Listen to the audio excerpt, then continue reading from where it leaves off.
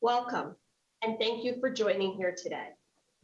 After brief opening remarks, members will receive testimony from our witnesses today, and then the hearing will be open to member questions.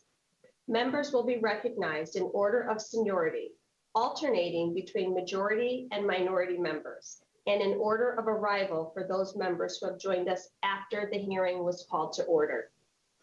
When you are recognized, you will be asked to unmute your microphone and will have 5 minutes to ask your questions or make a comment. If you are not speaking, I ask that you remain muted in order to minimize background noise. In order to get as many questions as possible, the timer will stay consistently visible on your screen. In consultation with the ranking member and pursuant to Rule 11E, I want to make members of the subcommittee aware that other members of the full committee may join us today.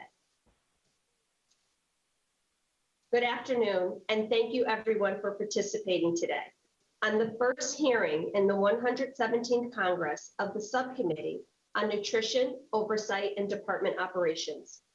I am honored to serve as chairwoman of this crucial subcommittee and want to publicly express my full commitment to crafting impactful, lasting policy.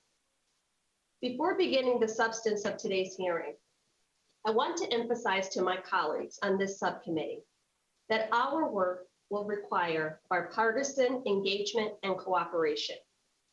Over this Congress, we will be tasked with evaluating our response to COVID-19, leading our communities out of this concurrent crisis, and tackling a new farm bill. I am steadfast in my commitment to ensuring everyone has a seat at the table as we approach these monumental tasks. I look forward to working with the ranking member, Mr. Bacon, and all of the other members on this subcommittee. Please know that my door is always open to you.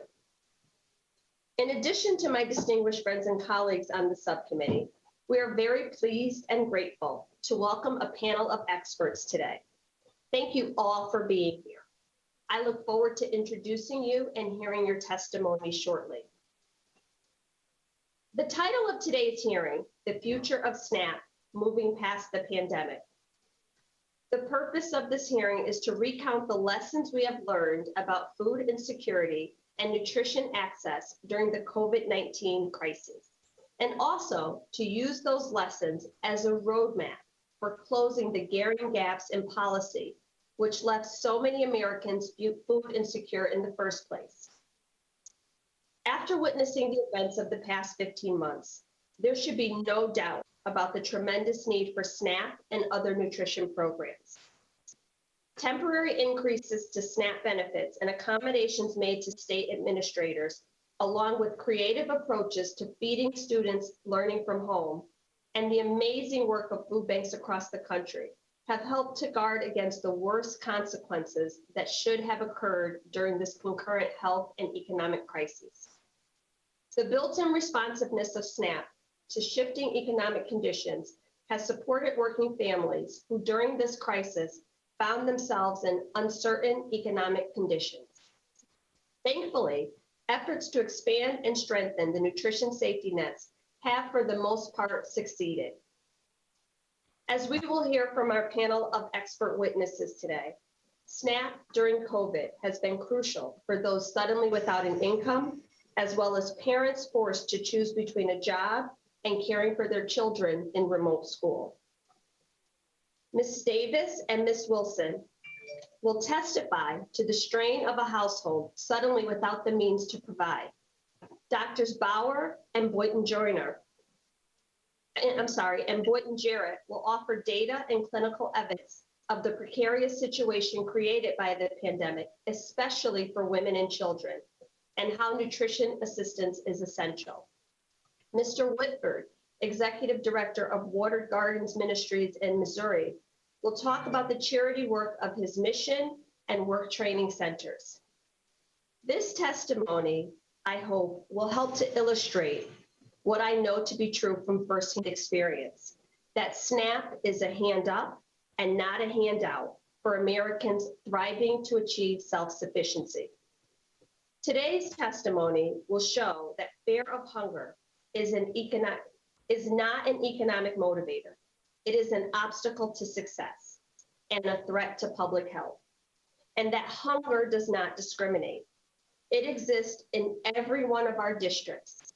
Hunger affects our friends, our neighbors, the elderly, the disabled, single mothers and working fathers, and people of all races and beliefs. During this hearing, I am sure we may also hear some concerns about the SNAP program. Things like SNAP discourages work, that emergency allotments and a 15% increase in benefits are too expensive, that there's fraud within the program that requires quality control measures. While anecdotally, those things at times may be true, these programs do work and they are a lifesaver. I know this because they saved my life. As a young mother, I worked 2 jobs and attended school, and I still qualified for benefits. SNAP allowed me to put food in my children's mouth while I worked my way towards economic stability. Even when I'm stable and could support my family, my commitment towards making sure that people had access to food continued. As a missionary in my church, I worked with the Bread of Life ministry for many years to promote feeding hungry people around the world. And as a volunteer in my community, I've spent countless hours at local food banks. That memory of the stress and the threat of hunger for my children remains a reality for me. And I take it into work as chairwoman of this subcommittee.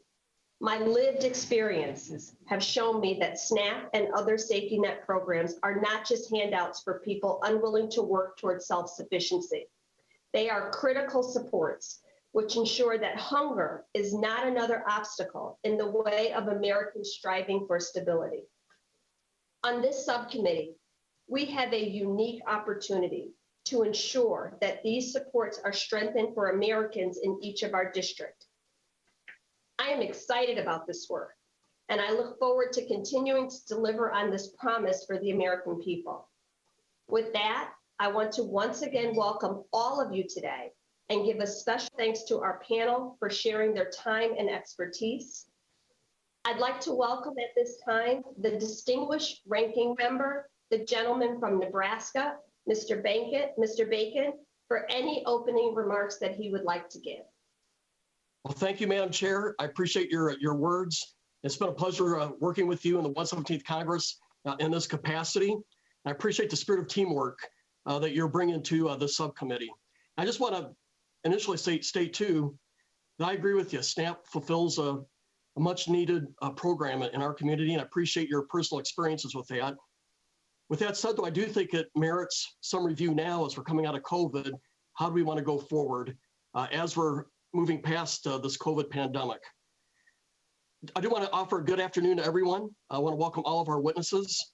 Thank you for taking time to share your knowledge, experiences, and advice, how to best move forward in our missions to ensure those in need have access to SNAP. Based on the title of this hearing, I'm hopeful we can use today to discuss not only the department's emergency response to COVID, but where improvements is needed and how we can better serve our communities. We need to start planning a return to normalcy as progress takes us past COVID. We responded effectively, in my mind, to COVID, but now we're on the tail end of this pandemic. Our economy is coming back open, and our plans should adjust accordingly. I'd like to take a moment to reflect on the subcommittee's previous work related to SNAP. I believe there are 4 themes to consider as Congress shifts from emergency spending and programming to a thoughtful policy and a return to normalcy. First, serving recipients through innovation, flexibility, and program delivery. We need to reassess this. Pursuing independence through employment and training. Returning to and maintaining program integrity, and improving access and promoting healthy foods and improved nutrition. If the pandemic has taught us anything, it's that there are a myriad of opportunities for serving families. There's not just one way to guarantee nutritious foods to make it into the hands of those who need it. Whether it be the expansion of online pilots or the utilization of new distribution channels through the Farmers to Families Food Box program, we need to think bigger about how to ensure qualified households not only have access to benefit and relevant services, but can use them in a way that reflects 2021 and not 1972. And while work waivers granted through the former and current administrations were logical in response to COVID-19, they appear now, according to some news reports and some reporting, to keeping some employable individuals disengaged, which reaps significant negative impacts on the families who want nothing more than to earn a living, and to a small business community who wants to get business back to 100% employment. If the department and states are serious about inspiring hope and change in the lives of SNAP recipients, then it's high time to utilize the resources associated with SNAP employment and training, as well as state-based employment readiness services to do just that. And these programs must emphasize a multi-generational approach. We are long past trying and testing siloed programming. As it relates to integrity and the principles of SNAP, many facts of quality control have been waived throughout the pandemic. As the program shifts to a post-pandemic world, these waivers need to expire as written, and states should return to normal modes of data collection, just as the department should return to normal modes of analysis. Lastly, and something I believe strongly in, is access to and consumption of healthy foods. Diets cannot be improved without sufficient access to healthy foods. Employment, including military readiness, healthcare costs, and general longevity are highly dependent on the foods we consume. So together with improved nutrition educational initiatives, the nutrition research funding secured in the Consolidated Appropriations Act of 2021, and the existing library of research on healthy eating, USDA is positioned to improve the nutrition of millions of households. So as we approach the next Farm Bill, it's time to rethink targeted and beneficial healthy eating incentives and more effective nutrition education strategies that help all families. Now that to say, I'm excited about where we go from here. I thank you for your indulgence. I look forward to our witness testimony. And Madam Chair, I yield back to you. Thank you so much, Mr. Bacon, for that opening statement. The chair would request that other members submit their opening statements for the record, so witnesses may begin their testimony, and to ensure that there is ample time for questions. At this time, I'll begin to introduce the witnesses. I'm pleased to welcome such a distinguished panel of witnesses for our hearing today. Our witnesses bring to our hearing a wide range of experience and expertise, and I thank you for joining us. Our first witness is Dr. Lauren Bauer. Dr. Bauer is a fellow in economic studies at the Brookings Institute. Her research focuses on social and safety net policies, including on federal nutrition assistance programs and education. She's a member of the New York City Office of Community Schools Research Advisory Council and holds a BA in history and an MA and PhD in human development and social policy with a certificate in education sciences, all from Northwestern University. Welcome. Our next witness today is Ms. Odessa Davis. Ms. Davis is a mother, a college student, and a paraeducator with Montgomery County Public Schools. She recently graduated from Montgomery College with a degree in business management and is also a graduate of Le Cordon Bleu College of Culinary Arts in Miami. She also volunteers for the Community Action Agency, using her culinary skills to prepare food as a volunteer chef. Welcome. To introduce our third witness, I'm pleased to yield to our colleague on the Agricultural Committee, the distinguished woman from Missouri, Ms. Hartslinger. Well, thank you, Madam Chair. That's all right. Thank you, Chair Hayes. It's an honor to introduce Missouri's own Mr. James Whitford. Mr. Whitford has spent more than 2 decades fighting the perils of poverty and their impact on our communities. The organization he and his wife founded, Watered Gardens, serves both the poor and the homeless, providing an array of services, including employment readiness, education, and relief type needs. Watered Gardens Workshop is a fascinating approach where people in need trade their time for services. Mr. Whitford has a personal story that drives his work and believes that charity should be coupled with an expectation of productivity. I welcome James to today's proceedings. I look forward to his testimony. So thank you, Chair Hayes. I yield back. Thank you, Ms. Hartzler.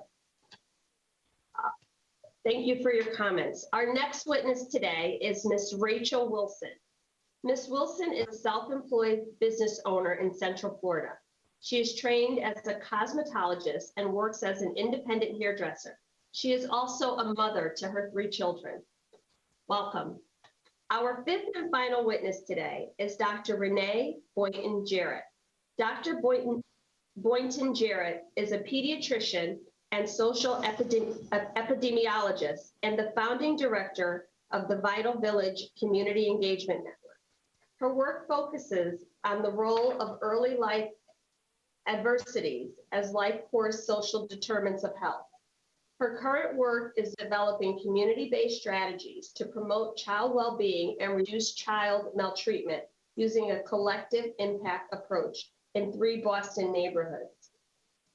Welcome to all of our witnesses today. We will now proceed to hearing your testimony. You will each have 5 minutes.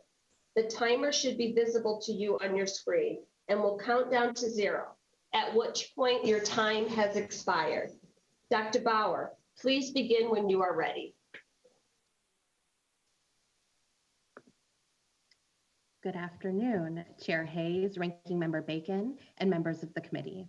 Thank you for the opportunity to address you this afternoon. My name is Dr. Lauren Bauer, and I'm a fellow in economic studies at the Brookings Institution, where I'm affiliated with the Hamilton Project. In my testimony today, I will describe the state of food insecurity in the U.S., assess how federal nutrition assistance programs have supported families and the economy over the past year, and apply evidence toward making recommendations on the future of the Supplemental Nutrition Assistance Program, or SNAP. Food insecurity, especially when experienced by children, has been an acute and persistent problem in the U.S. over the past year. Congress has taken vitally important action and prevented even greater hardship. During the pandemic, nationally representative surveys consistently found overall rates of household food insecurity above 20%, and that more than 1 in 3 households with children were experiencing food insecurity. Starting in January 2021, food insecurity rates have started to decline, but remain far above pre-COVID levels. In the most recently available data from the Census Bureau covering April 28th through May 10th, 2021, about 16.6% of households were food insecure, and about 22% of households with children were food insecure. Food insecurity among female-headed households and among Black and Hispanic families with children remain notably elevated above the average. Parents will go to great lengths to protect their children from experiencing hunger. It is an urgent matter of national concern that parents are reporting that it is sometimes or often the case that, quote, the children in my household were not eating enough because we just couldn't afford enough food, at rates far exceeding past precedent, more than 10%.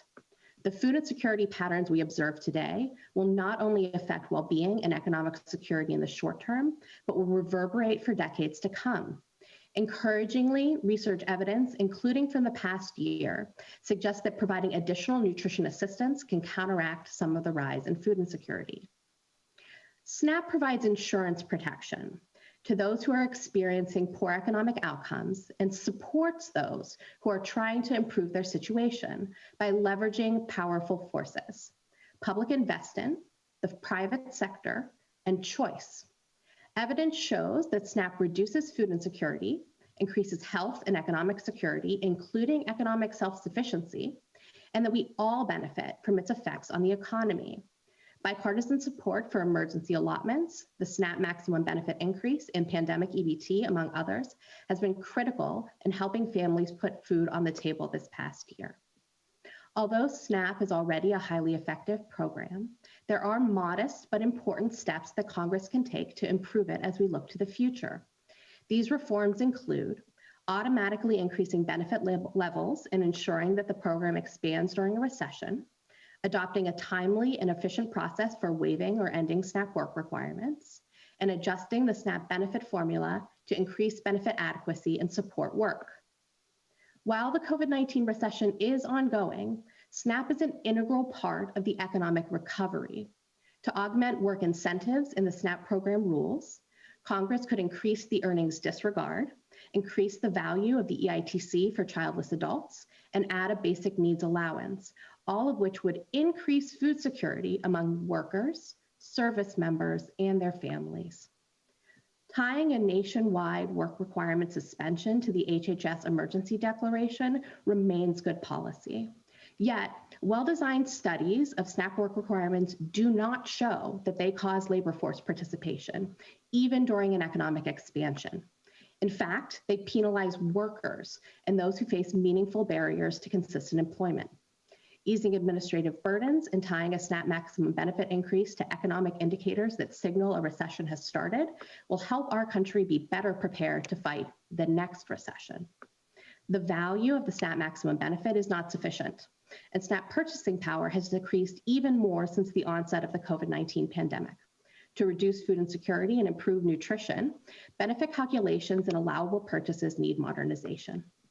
I believe that ending hunger in America is possible and that it starts with SNAP. Thank you, and I look forward to your questions.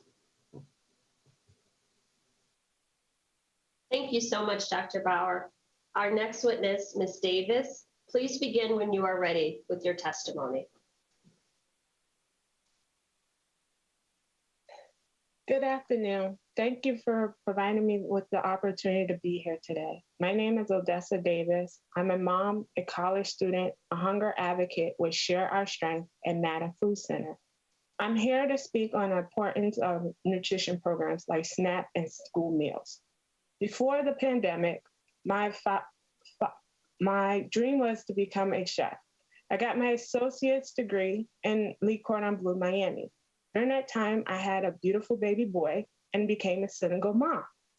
I had to work minimum wage and I needed government assistance. I had to put my pride to the side and get the assistance that I needed.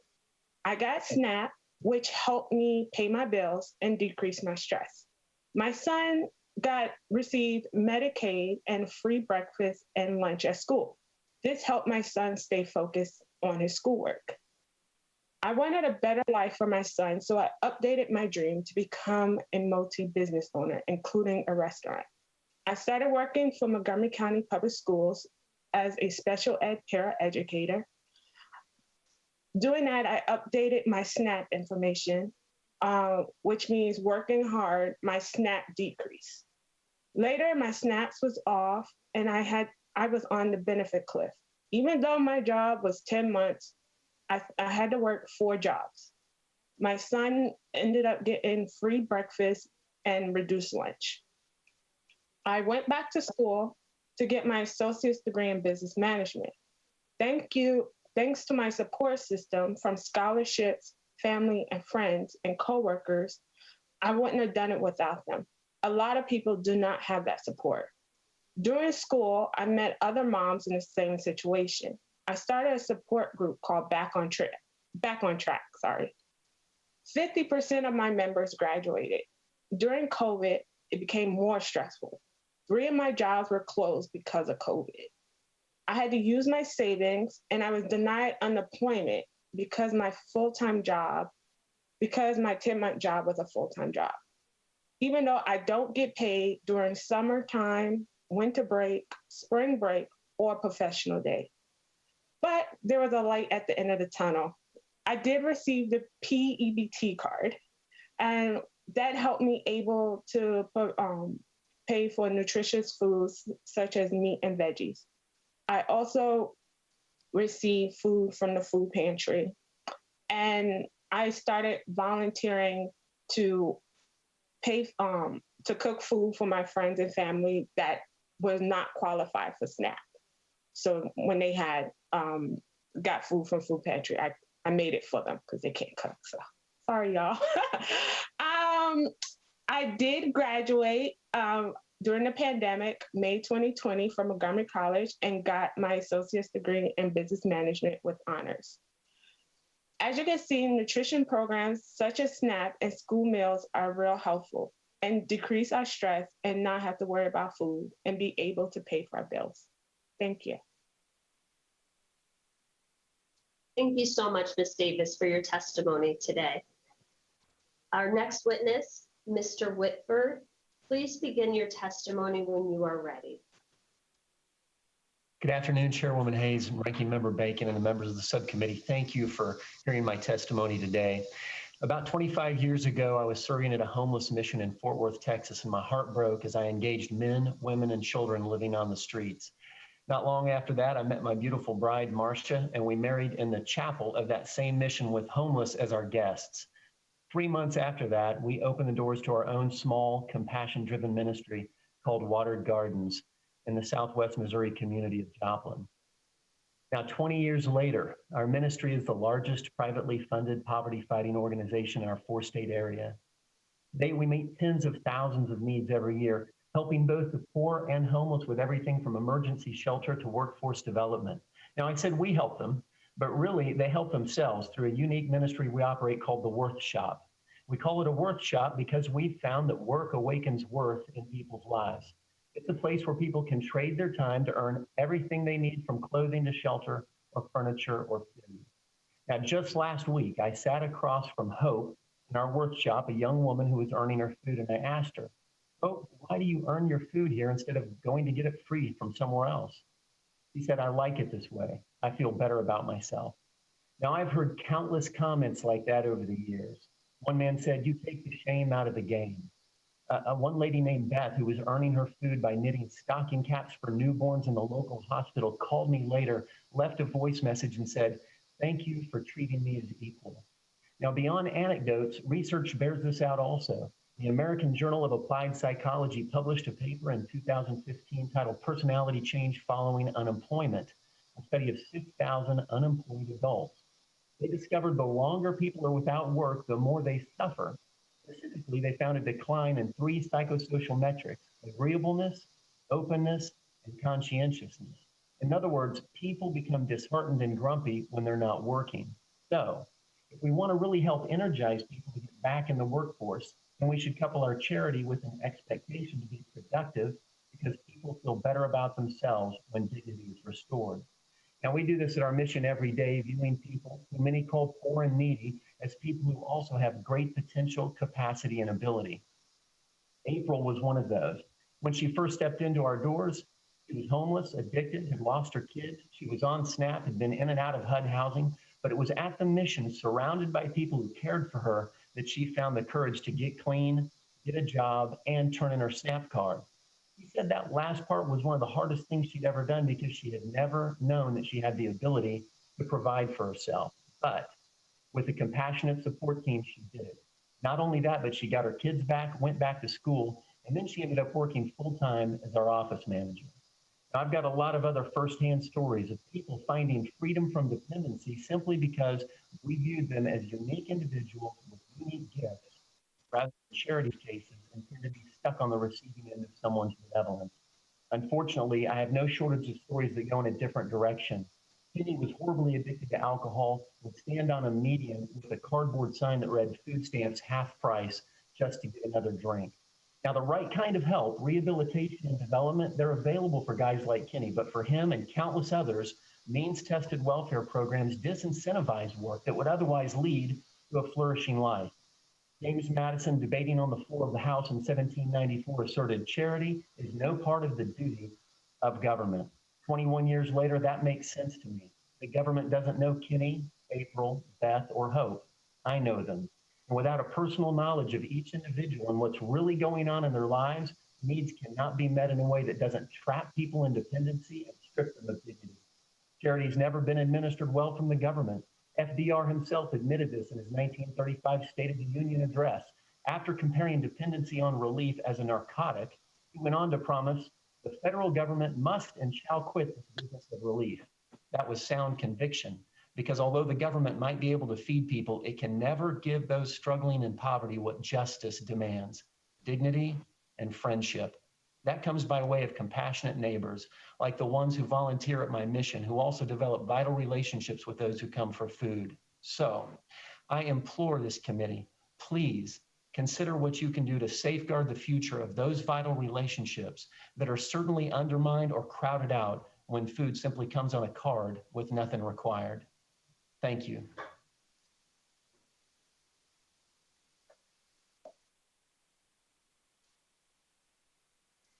Thank you, Mr. Wilson.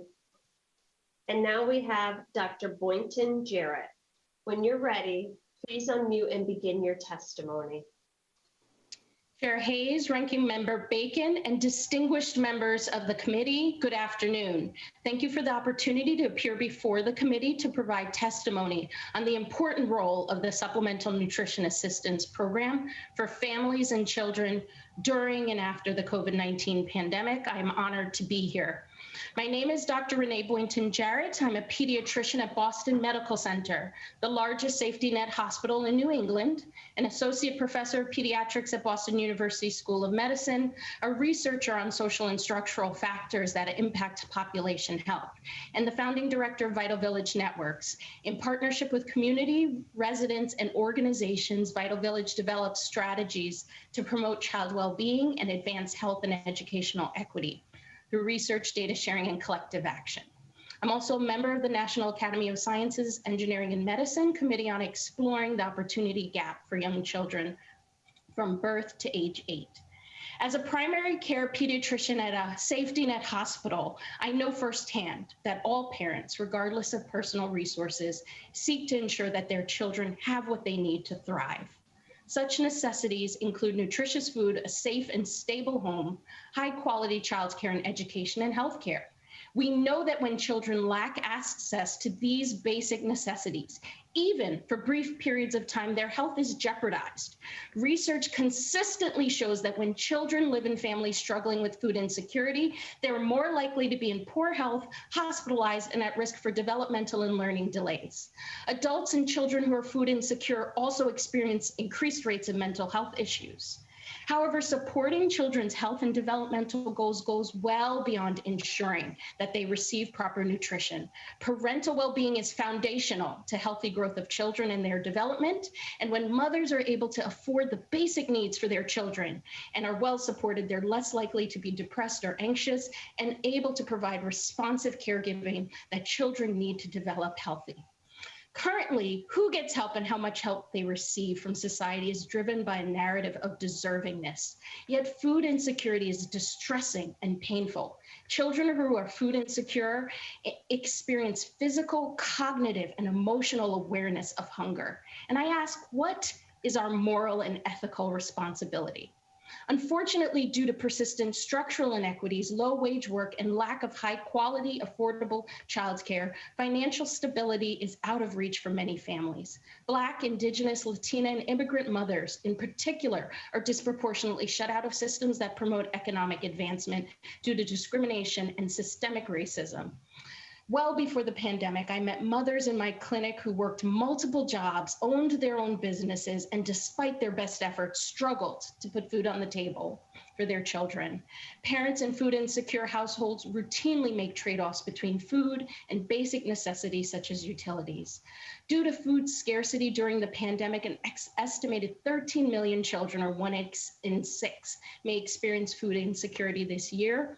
Mental health issues have been climbing among those who are food insecure. And for these families, programs like SNAP and school meals and WIC are crucial to filling the gap between insufficient incomes and the cost of raising children. SNAP is not only effective in reducing food insecurity, but improves child and maternal health outcomes.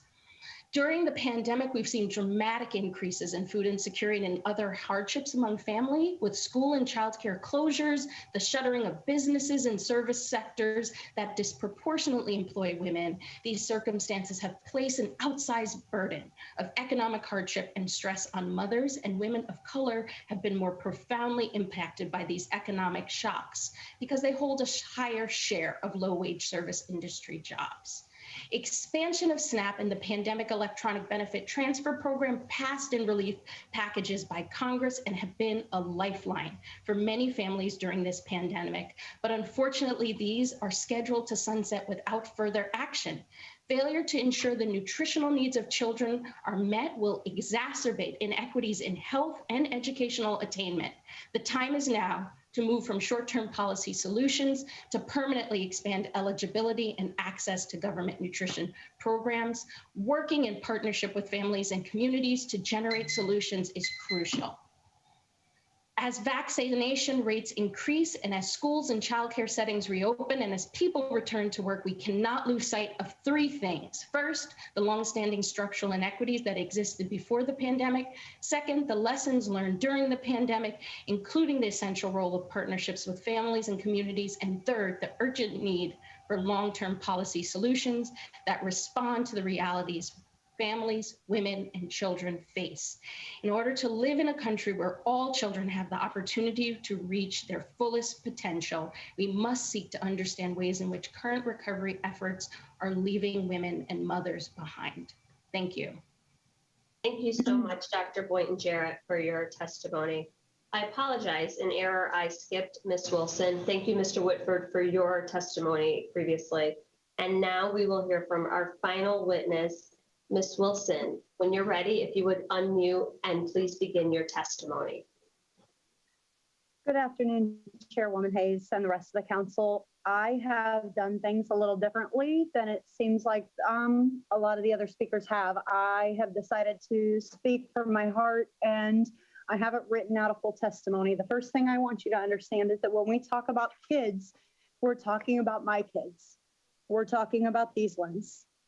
These kids that have the best heart of anyone that I could possibly talk about. This is Grace on her 14th birthday applying for her first job because she knows what it means to struggle. She spends her days on my roof under a full moon trying to manifest things, good things for my family and for herself, and understanding body positive image. This is Tyler. I have set a standard for Tyler to understand that SNAP is not a way of life. Government assistance is not a way of life. And for him, entry-level position is a job with the Brevard County School District with teachers' benefits and teachers' pay. And he is doing amazing. This is Jack. Jack is 5. He has 3 different behavior disorders, including autism spectrum disorder. He does Taekwondo to understand self-discipline and control. I am doing my very best with government assistance to get them the assistance that they need and the therapy that he needs through the government program. My job as a mother is to set the standard for these kids as to what acceptable is, to understand that government assistance is not a way of life. They do not need to feel the burden of what poverty feels like or a pandemic crisis. I have a few notes, so if I get a little bit distracted, please bear with me. Before COVID, I was self-sustaining. I had a great income. I could take care of my kids on my own. Like I said, I've grown up on government assistance. I do not want that for my kids. Right now, since the salons have opened back up, I am now working at 50% capacity of what I was before COVID, whether it's people are scared to come in due to like vaccines or because of the virus that's out there, or because they've decided that hair and makeup is just not an expense they're willing to put into their budget. Sometimes as parents, we have to understand that we have to set aside all of our pride to make sure that our kids don't feel the push of poverty, that their job as a kid is to do well in school, to be healthy, functional adults, and not worry about what they have to eat in the evening or during the day.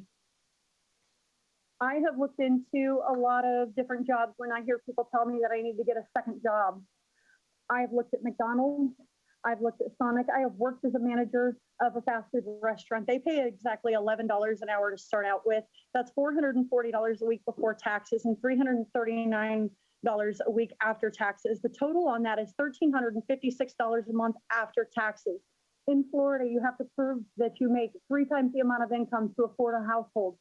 As a legal requirement, I have to have 3 bedrooms. A 3-bedroom house in Florida is $1,000 a month. I can't even prove that on a management position at a fast food restaurant. SNAP has been a lifeline for me since the pandemic to be able to give my kids what they need, the food that they need, the lack of concern other than their schoolwork and doing well. My daughter wants to be a pediatric oncologist. The last thing she needs to worry about is how much food she has on the dinner table. She needs to worry about her schoolwork and what school she chooses to go to because it has the best dual enrollment program for an associate's degree. It is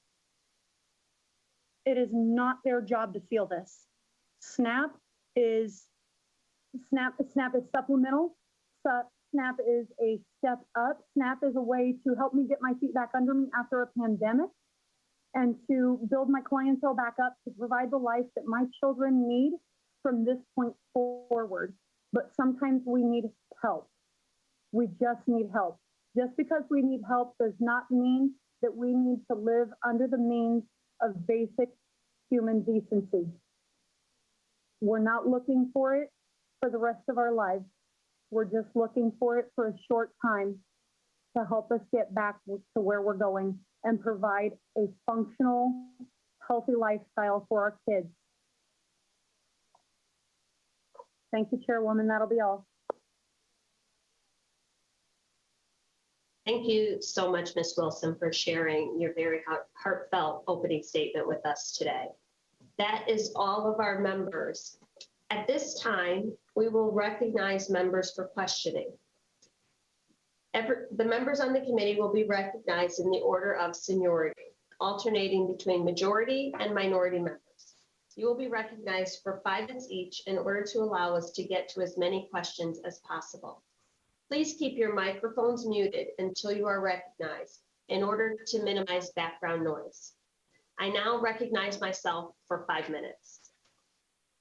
Ms. Davis, we are pleased to welcome you to the House Committee on Agriculture for this subcommittee hearing. Thank you so much for sharing your story. Your story is my story. Your testimony clearly demonstrates that SNAP is a crucial support system which enables recipients to have peace of mind while working towards economic stability for themselves and their families. You testified that you recently hit the benefits cliff, which is an arbitrary dollar amount above which you are cut off from benefits just as you were beginning to feel stable. Can you describe to this committee how the end of your SNAP eligibility is affecting your household budget, even as your income from working has increased? Hi, sure, I can do that. I can honestly say getting help from SNAP helps us a lot, but when we start doing better, we feel like we're being punished. So I can say for myself, I really felt like I was being punished for just getting a little bit ahead. And I was still struggling. So even though I achieved something, it was like they took it away. So I just, they took away something that I still needed. I wasn't financially ready to be financially steady to pay for everything. So yeah, so I felt like I was being punished. Thank you. Your testimony also demonstrates that SNAP was just one part of your family's larger budget and economic stability. In Montgomery County, where you live, they have a very high cost of living. Have you had to make any other sacrifices to stay in Montgomery County? And how did the end of your benefits impact your housing considerations? Yes, I love Montgomery County, but the prices are high. I have to live with my mom. I try applying for other programs, but I'm not qualified for it because of my salary from MCPS. So it's a real struggle. I think of the education in Montgomery County for my son, and that's what keeps me going. So that's why I stay in Montgomery County. Thank you. Ms. Wilson, you had similar testimony about a working mom who, through no fault of your own, your hours were cut and you're trying to do everything that you can. I think it's important to note that this is the face of our SNAP beneficiaries right now, our children, not people who willingly choose not to work. As you said, kids should have the responsibility of just being children. Can you please describe how this stress has affected you and your children as you struggled with reduced hours with a less of an income and still trying to put food on the table? Absolutely. I have not allowed my kids to feel the stress of what's going on. I have taken it on all on myself. I apologize if I get a little bit emotional. I have spent countless hours locked in the bathroom, crying, trying to figure out how to take care of my kids without them understanding what's going on, countless hours in my bedroom, not wanting them to feel these things. I remember when I first called SNAP and I first got in contact with a gal who helped with Second Harvest, and I called her completely ugly crying because I didn't know what I could do. My work hours being cut down. I haven't been able to make my rent payment. The only thing that is saving me right now is the COVID restrictions of eviction. I've been working on paying bills and my car payment, making sure that I can get to and from work and my kids can get to school, and making sure there's food provided on the table. The fact that SNAP has been able to provide those benefits for my kids to eat healthy meals, I've been able to pay a few more bills. I've been able to make small payments to my landlord. But aside from that, my kids, I've not allowed them to feel that because I don't want them to feel that. It's not their job to feel that.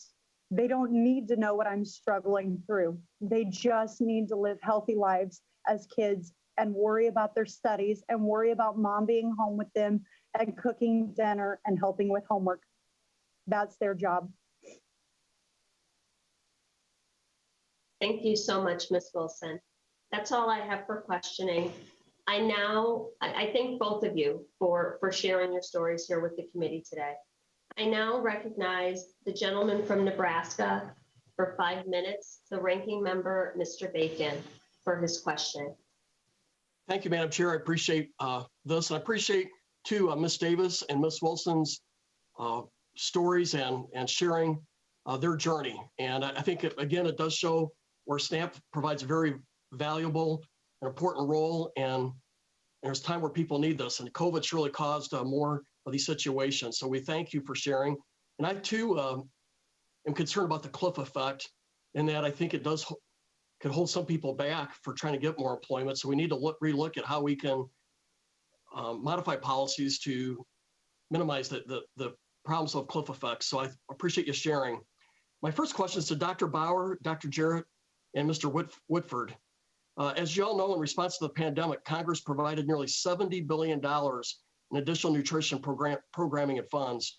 Were any of you surveyed about these needs or asked to provide testimony during this pandemic and in the lead up of all this aid? Thank you. I'll go first to Dr. Bauer. In my role at a think tank, one of my jobs is to provide education and evidence to policymakers. So yes, I did, speak publicly on, potential federal response to the COVID-19 pandemic on nutrition assistance programs. So did you say you talked to people on the Agriculture Committee here? I did, yes. Okay, thank you. How about you, Dr. Jarrett? I did not speak to members of the Agricultural Committee during these changes. Thank you. Mr. Whitford? No, I did not and was not asked. And one of the concerns we had is we didn't have committee hearings as we were determining $70 billion in new spending. A question for you three again. Just recently it's reported that 43% of businesses say they want to hire, but they can't find employees right now.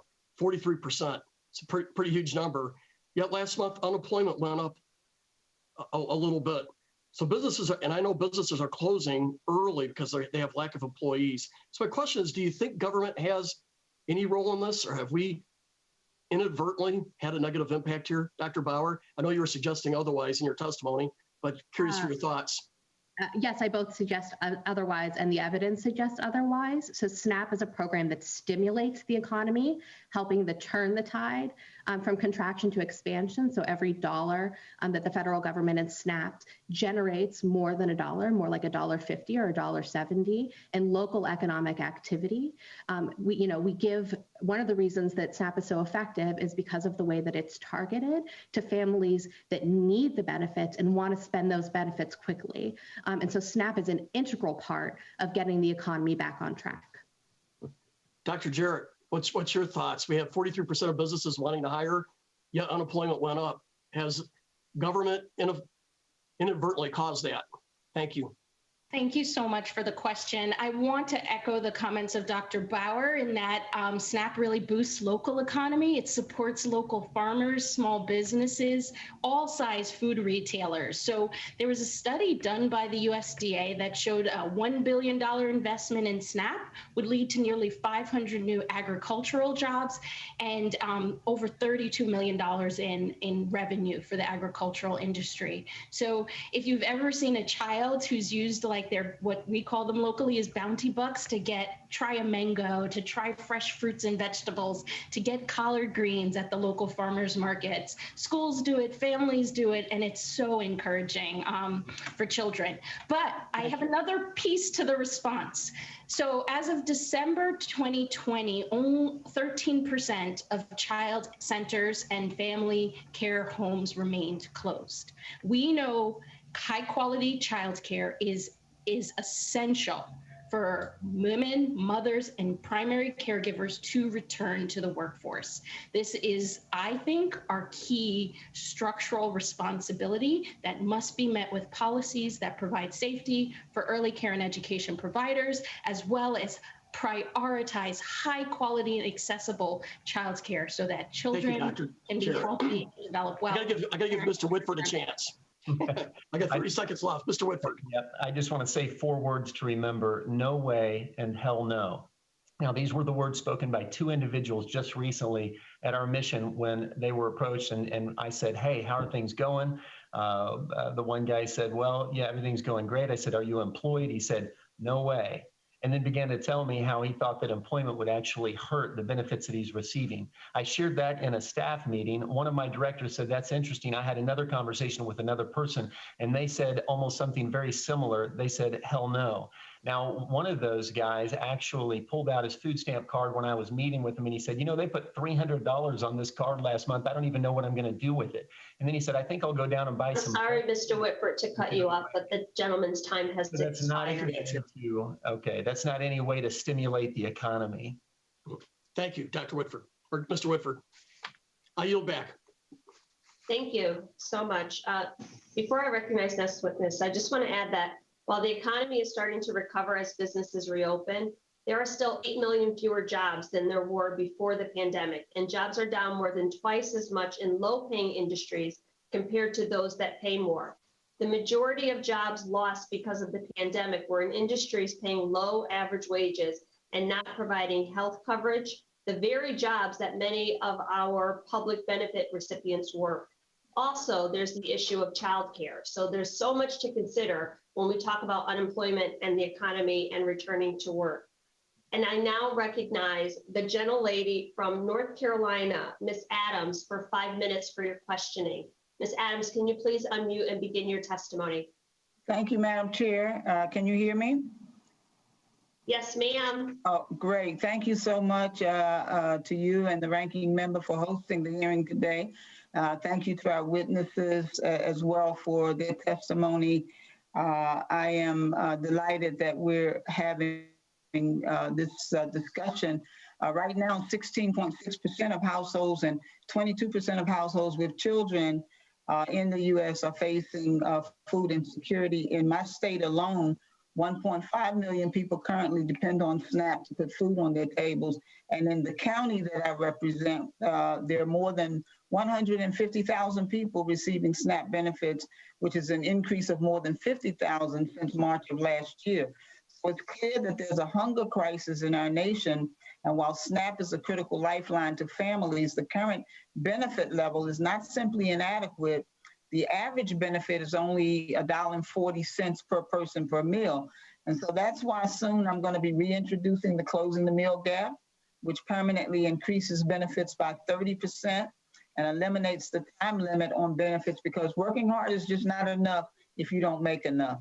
I know that firsthand. When I was a student raising 2 children on my own, I depended on SNAP to put food on my table. And I might not be here today if I didn't get that help when I needed it. So as you know, the COVID-19 pandemic exacerbated the difficulties faced by those with the least, including people receiving SNAP. And so my question is, do you think that flexibility such as telephonic signatures, face-to-face interviews, waivers, and automatic extensions of the certification periods were significant contributors to the success of local governments in managing a large influx in enrollees and ensuring that the program continued to run smoothly during the pandemic? And do you believe that it would be beneficial for some of all of flexibilities if they were made permanent? Ms. Wilson?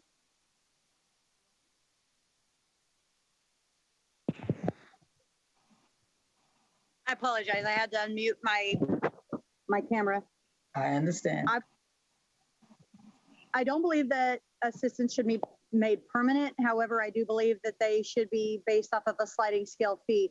I need to go back to the previous speaker before you, who had stated that somebody said, hell no, he's not going to get a job because of the benefits. Well, I will tell you, as a mother, the one thing that I am fully aware of at all times is how much money I make, because if I make $1 more than what SNAP assistance says that I can make, which is $2,300 a month gross to raise 2 children, I will lose $500 a month assistance in SNAP benefits.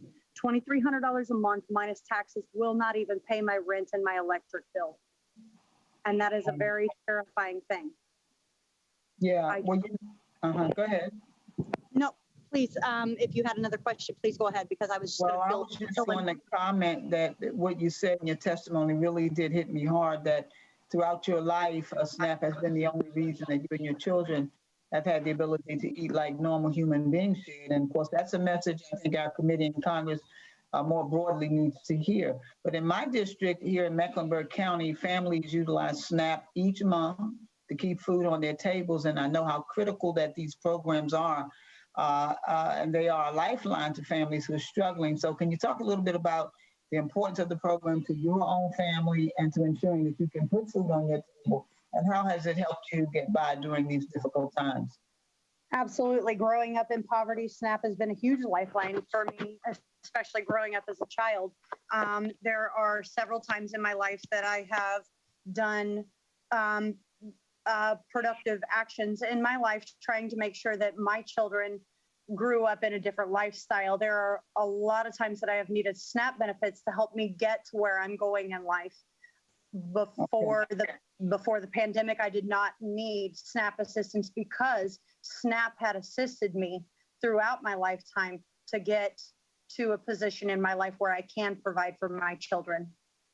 Okay, thank you. Mr. Whitfield, in your testimony, you imply that SNAP and federal assistance programs of charity have no place in government. I respectfully, wholly disagree. SNAP and our federal safety net programs are a handout, and many of us on this committee once utilized the program. So do you believe that private charities and nonprofits could immediately and effectively provide for the 42 million Americans who are currently supported by SNAP? That's a great question. Sorry, unfortunately, the time has expired for the answer, but we can submit the question in writing so that you can share your response for the gentlelady from North Carolina. Great. Thank you, Madam Chair. I yield back. Thank you. Thank you so much for your testimony. At this time, I call on the gentleman from Arkansas, Representative Crawford. If you are... Yes, ma'am. Oh, there you are. If you can unmute and ask your questions. Thank you. I think we can all agree that SNAP is a useful tool for those in need. I would say, though, that if it were the be-all, end-all of nutrition requirements, probably wouldn't be having this hearing today. I think that we wouldn't need food banks if SNAP was performing at peak level and answering all the needs nutrition needs of the food insecure. And so there are some issues that I think are fair game that should be talked about. And we also know that the administration of SNAP benefits oftentimes are not effective. And I'll use that as a kind way of saying that sometimes they're mismanaged. But my point is this, that I haven't heard a heck of a lot of talk about the benefits of food banks, and we're talking about the need for nutrition in the context of healthy foods, fruit and vegetables, and fresh foods and things like that. In many cases, in food deserts, our constituents rely exclusively on convenience stores, where they're, by definition, consuming almost exclusively processed foods. So their nutrition is compromised as a result. And that's because in those remote areas, like in the 1st District of Arkansas that I represent, sometimes you just can't get a grocery store in some of these smaller towns. That it's cost prohibitive. So I'm just wondering if anybody wants to weigh in on how we reach these remote areas, rural communities that don't have the resources. How do we reach them with nutritious foods like fresh fruit, vegetables, and other proteins in a meaningful way that make them less reliant on processed foods? That seems to me to be a problem. And then another question that has come up is this benefits cliff that we talk about. I'm still looking for someone to help us figure out why we don't taper those benefits to match your income. If you're in a situation where you rely on benefits and you walk right up to the edge of that cliff on your job, but you're afraid to go any further because you're about to lose all those benefits. And so that constrains you from being able to advance in your career for fear that you're going to lose any help that you might receive.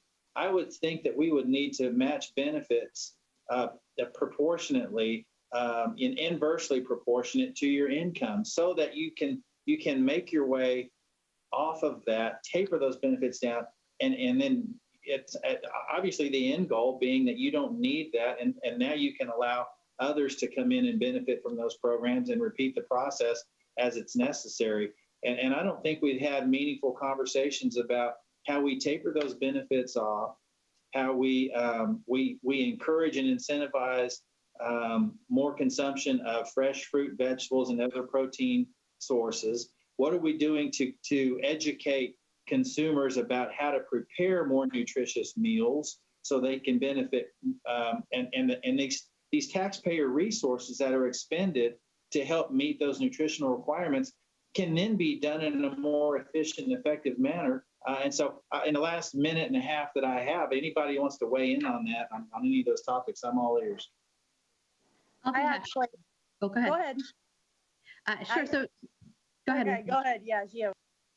All right, so just very quickly, in terms of rewarding work through the SNAP program, as I said, on your way to the benefit cliff, actually work is quite rewarded, and total household resources increase as you take on extra hours, as you take as you get a raise. In fact, as you enter the workforce, it is better to be on SNAP and working than it is to not. And in terms of tapering off the benefit cliff, broad-based categorical eligibility is the primary mechanism that we do it now, and that is the strategy going forward. In terms of improving nutrition, all of our best research, including federally and congressionally mandated randomized controlled trials, so that increasing benefit adequacy is how families purchase more, dark leafy greens and fruits and vegetables, that families know what they want to buy. They need the resources to do it. And so increasing benefit adequacy will improve nutrition and diet quality. Well, I appreciate the input. I wish we had more time. I've got 10 seconds left, enough time to say thank you, Madam Chair, and I will yield back. Thank you so much, Mr. Crawford. And I am encouraged by your testimony. It sounds like an area where we can find some bipartisan collaboration because the program is already means tested. However, the benefits have been found to be too small. So we want to encourage work and want to support people as they are stabilizing their families and getting back to work. So I look forward to having some productive discussions on this committee on that very topic. With that, I will now recognize the gentleman from Illinois, Mr. Rush, if you would unmute your microphone and begin your testimony. I want to thank you, Madam Chair. This is really an exceptional hearing. And at my church, Madam Chair, we have two sayings.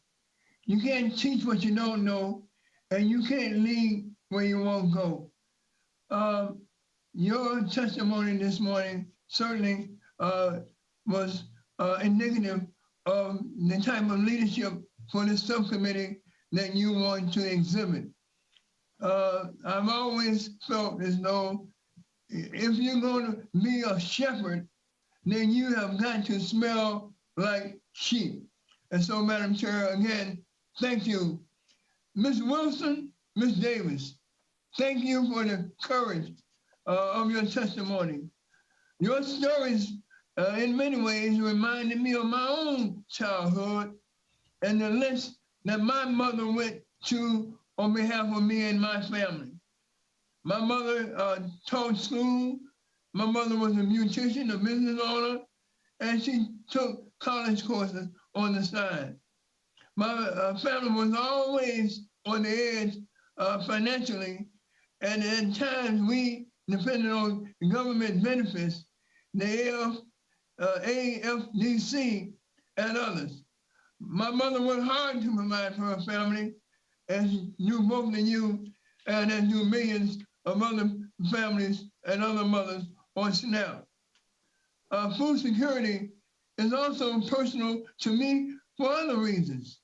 In the early 70s, I helped create and administer the free breakfast for children program in Chicago as a member of the Black Panther Party.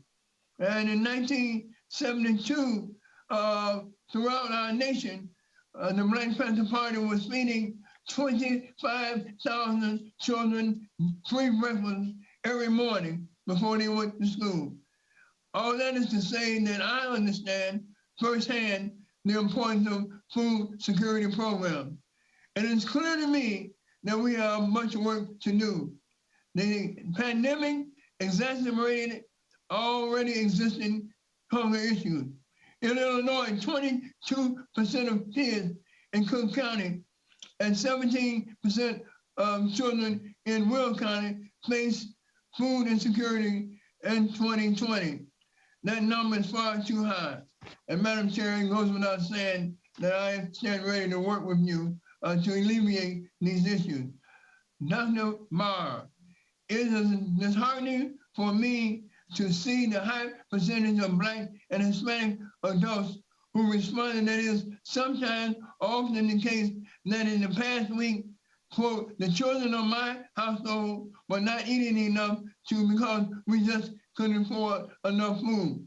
I'm working on programs to eliminate that program by covering hot or prepared foods. Can you describe how this change will help reduce food insecurity? Sure. So anything that is going to make food more affordable helps benefits stretch more. But I think that it's a combination of programs that is going to improve food security among children over the coming year. The devastation of school closures meant the loss of prepared school meal programs, and Congress in its wisdom passed the pandemic EBT program. And my research found the pandemic EBT reduced very low food security among children by 30% in the week that it went out. It's reauthorization, and now it's really rolling out the door, and that's going to do a tremendous amount. It also makes sense that we always know that schools are closed in the summer, and converting pandemic EBT into summer EBT for this summer, is well validated and research and evidence based. And I think the combination of prepared meals and additional EBT benefits targeted to kids. Dr. Mara, I have another question I need to ask, and my time is running out. Ms. Wilson, Ms. Davis, in your testimony and in your experience, does SNAP provide enough flexibility to provide necessities for your families? Are there any change in regards to the flexibility of SNAP that you recommend? The only thing that I would within SNAP is that they worked on a sliding scale fee so that I didn't have to worry about a dollar amount that I made that would take $500 a month away from my children.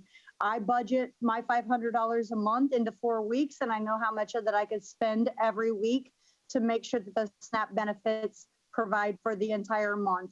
But if I make $1 more than the allotted amount of time, allotted amount of money, they take $500 away from me. If it worked on a sliding scale fee, then they took away 50 cents for every extra dollar that I made. I would be able to more All right, work Ms. myself off Wilson. of SNAP benefits. Are you back, Madam Chair?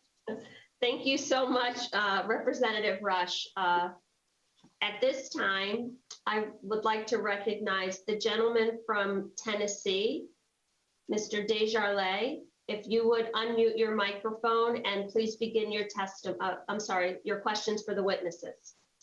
Yes, ma'am. Thank you, Madam Chair. First, I want to thank all of our witnesses today for taking time to share their stories with us. Your experience and knowledge an important role in helping this committee do its job, and I appreciate the chance to hear from all of you, even if it's virtually. I will say it is a good day when we're finally having a discussion on moving past the pandemic, and I think we're all ready to get back to a sense of normalcy. As we have these conversations today, the most frequent complaint I'm hearing from businesses and employers in my district is the lack of applications and subsequent inability to hire. This frustration spans across all industries from skilled work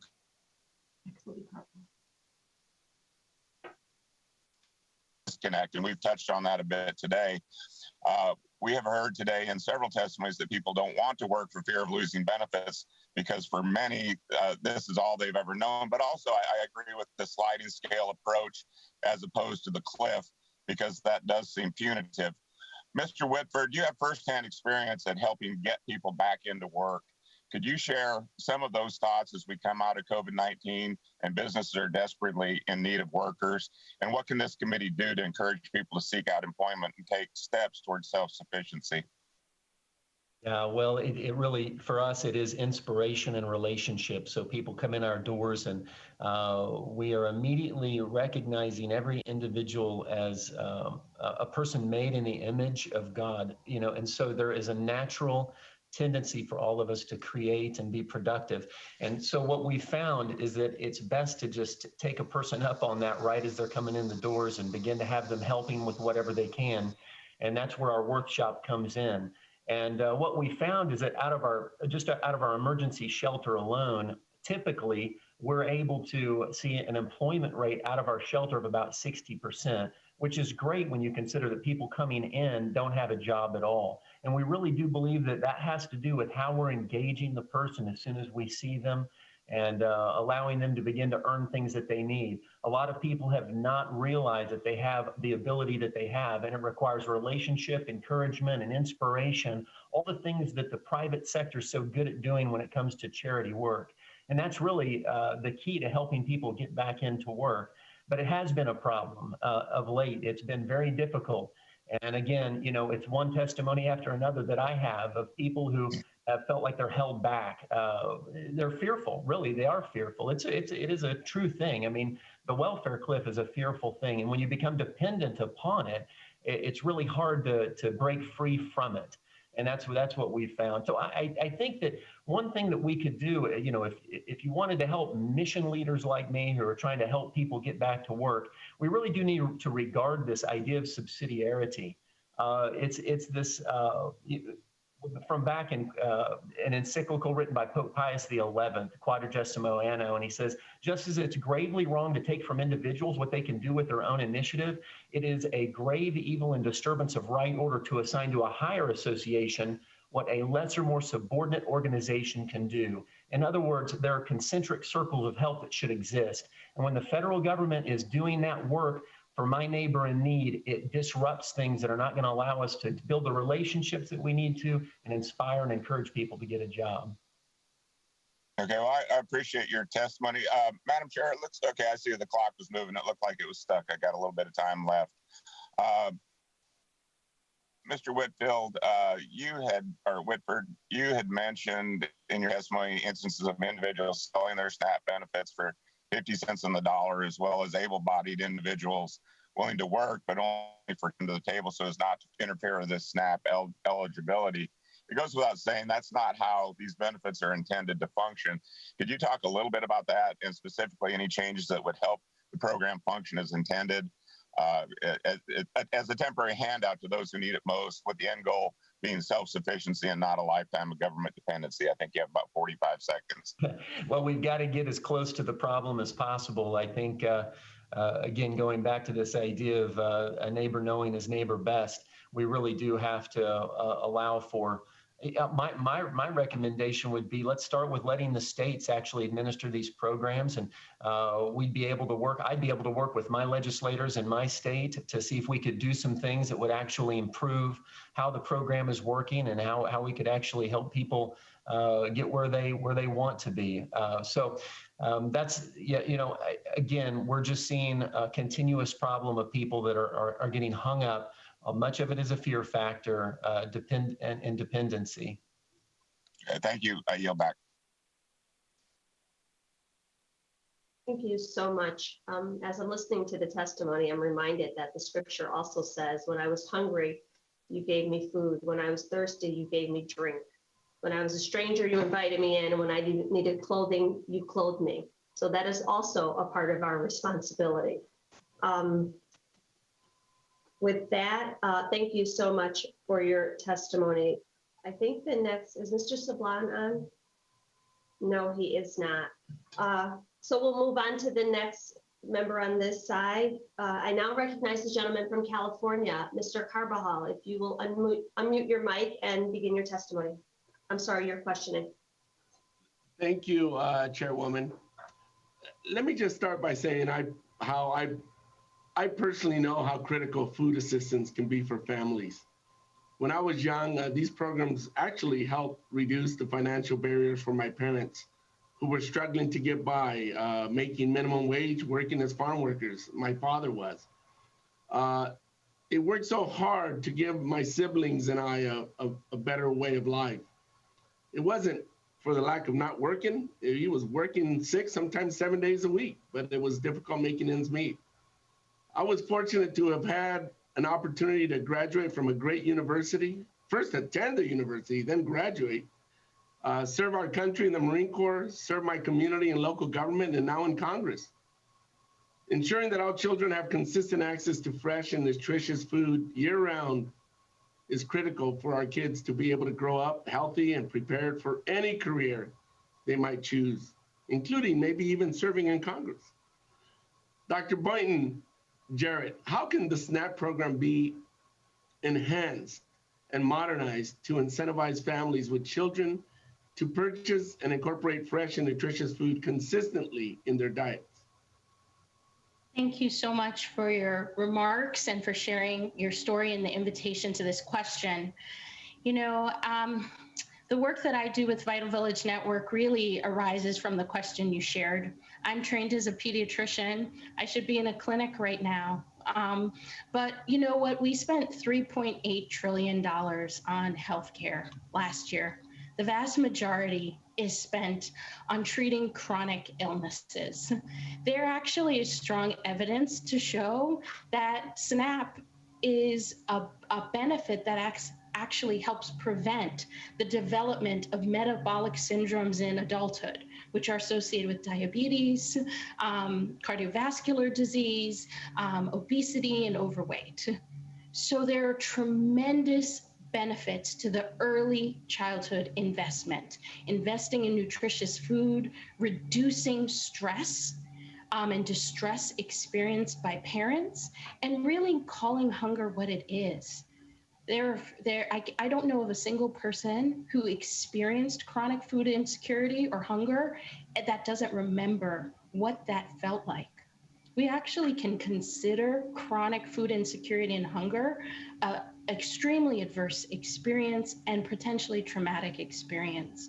So it's really my belief that we need to work much more collaboratively to build a more resilient food system. And SNAP is a big piece of that, but also really engaging parents and members of the community in helping to modify the policy so that it doesn't do the things that Ms. Wilson and Ms. Davis have shared around creating higher degrees of stress, higher degrees of anxiety by removing benefits as folks become socially mobile and advance. So thank you. Thank you, Dr. Boyne. I'm just trying to get a couple other questions in there. So thank you very much. Ms. Wilson, I really appreciate your courage to share your personal story with us. You know, I think nobody wants to be dependent on public assistance. And I appreciate your sharing your story with us. I also appreciate my colleague, Mr. Crawford's comments about how we can work to develop a better system where we don't penalize people, because it would be foolish for somebody who is going to be a few dollars away from being cut off to want to give up that benefit when you really rely on that.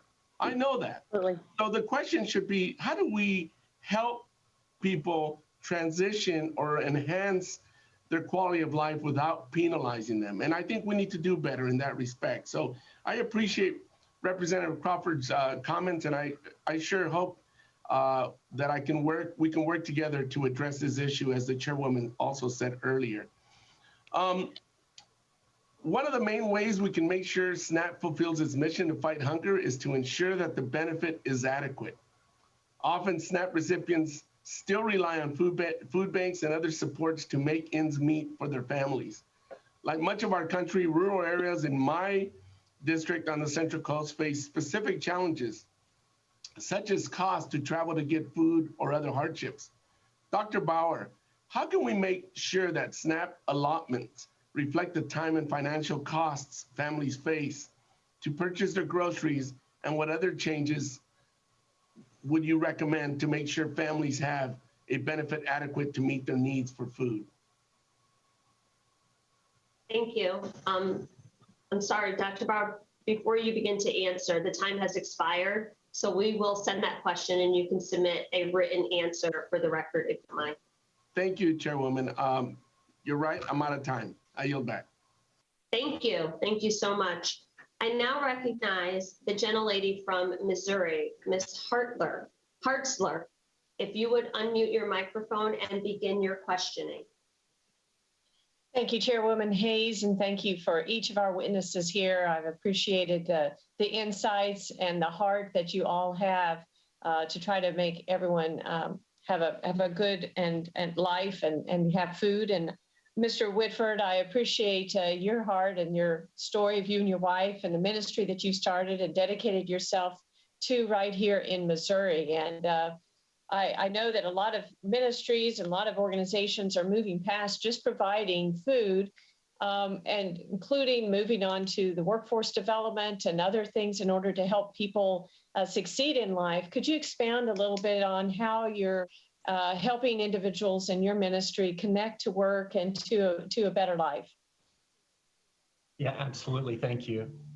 So we have a program called Forge. It's a Center for Virtue and Work. And this is a long-term program. It's focused on character development and work readiness.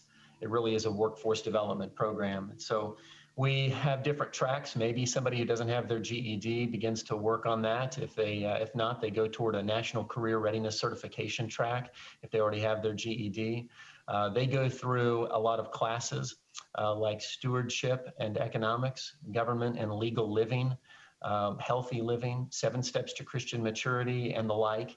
And then they move more into their work-ready phase.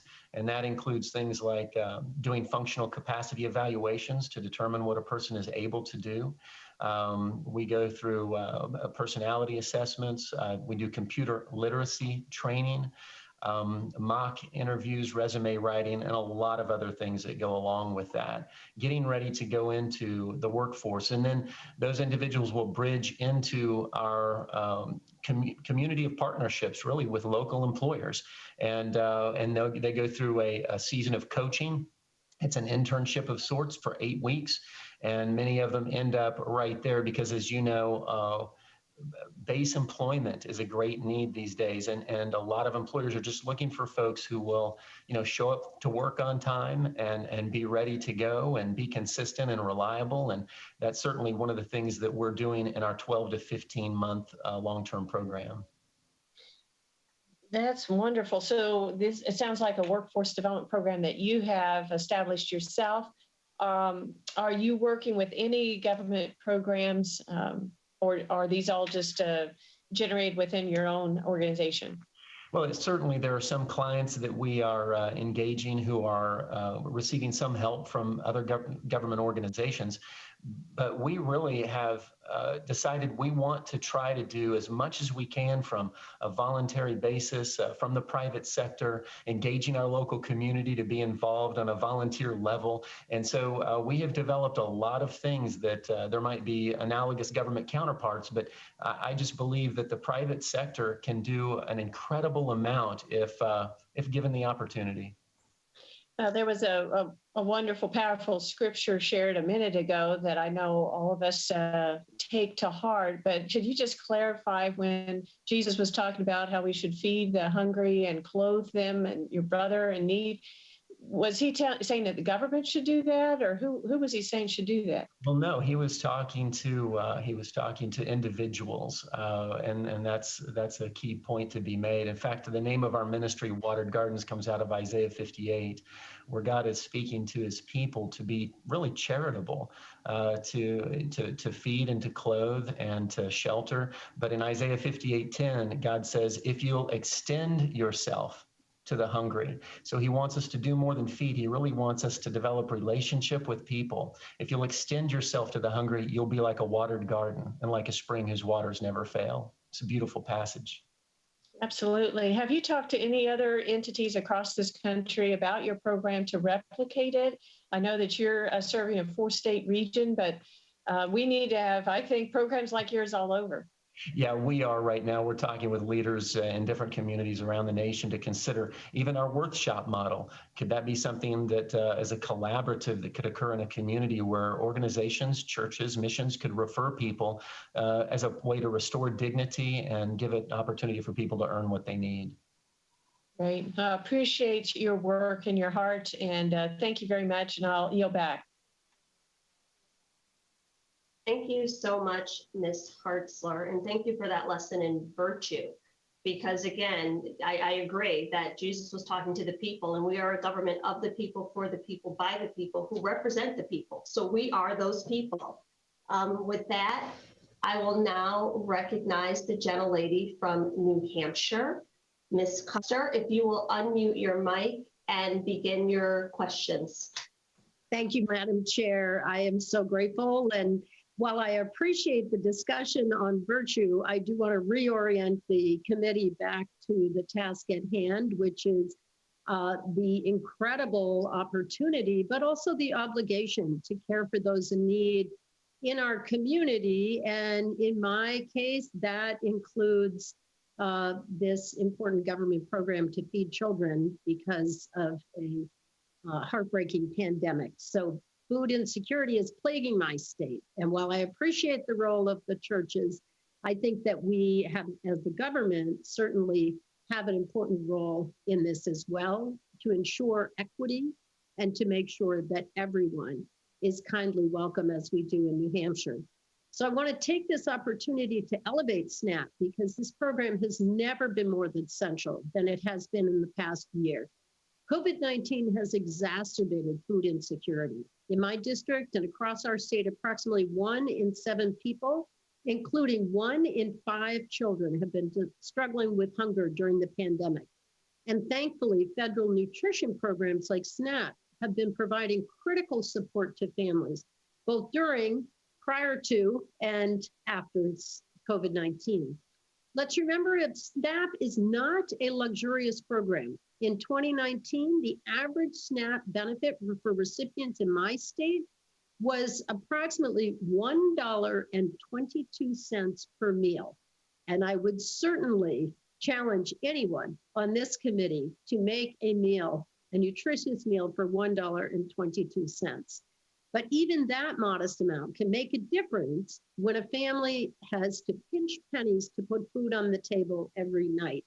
And I appreciate our witnesses and indeed our members on the committee talking about their own personal experience of supplemental nutrition. As the pandemic rocked our economy, many had to rely on SNAP for the very first time.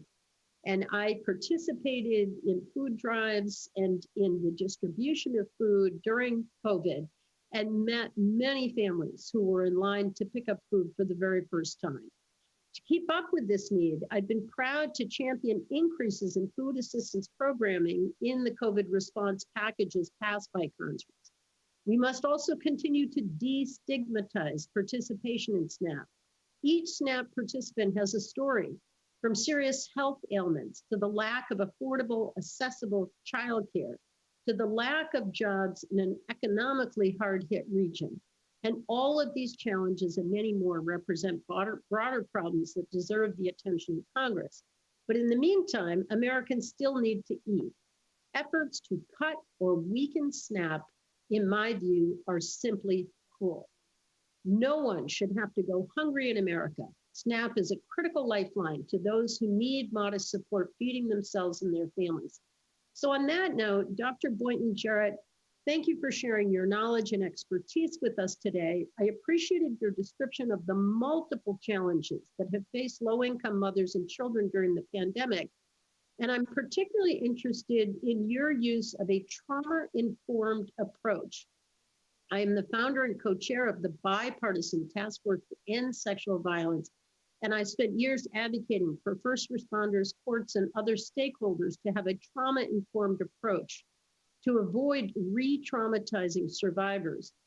Dr. Boynton Jarrett, can you elaborate about how your trauma-informed approach works in relation to food insecurity and federal nutrition programs, and what your recommendations are?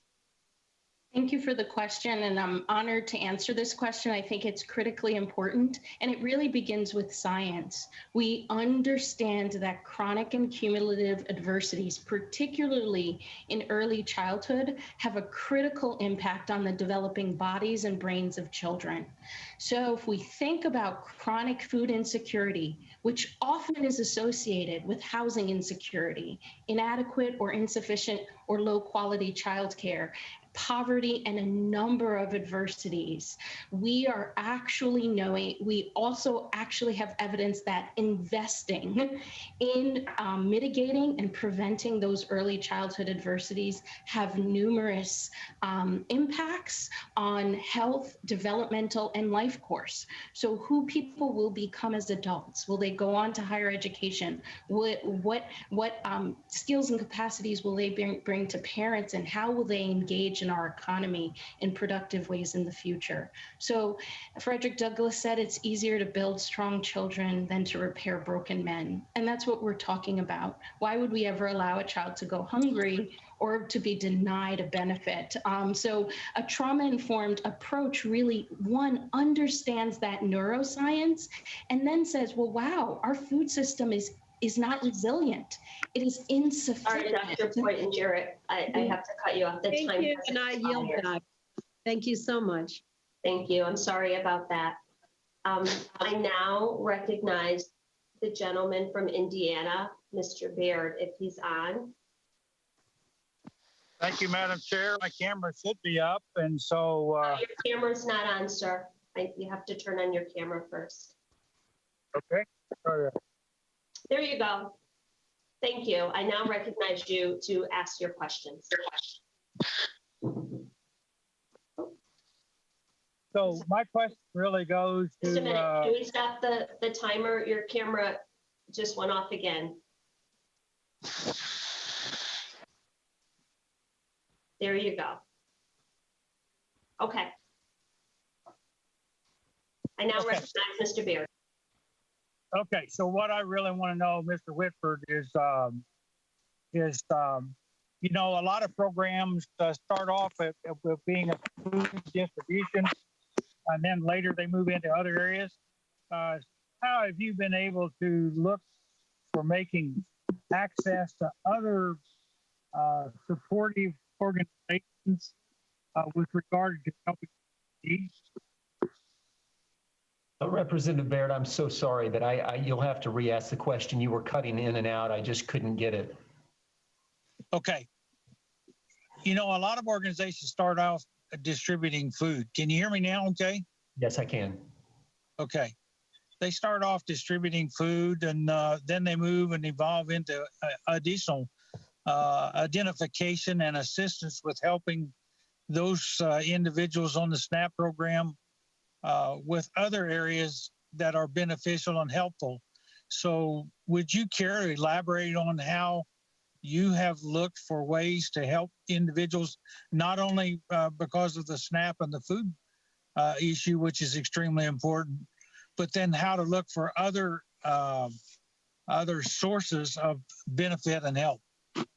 Did that come through okay? Yeah, I think so, and I hope I understand your question correctly. So one of the things that we've really worked hard on is a collaborative model in our community. So many years ago, I launched an online networking tool in our city that we actually help other communities get connected with now too, where organizations are sharing information, not only just on individuals that they're helping so that we can better understand how to steward our resources more effectively and target our charity more accurately, but it also allows us to know what's being offered in the community and what would be the next best source of help for an individual.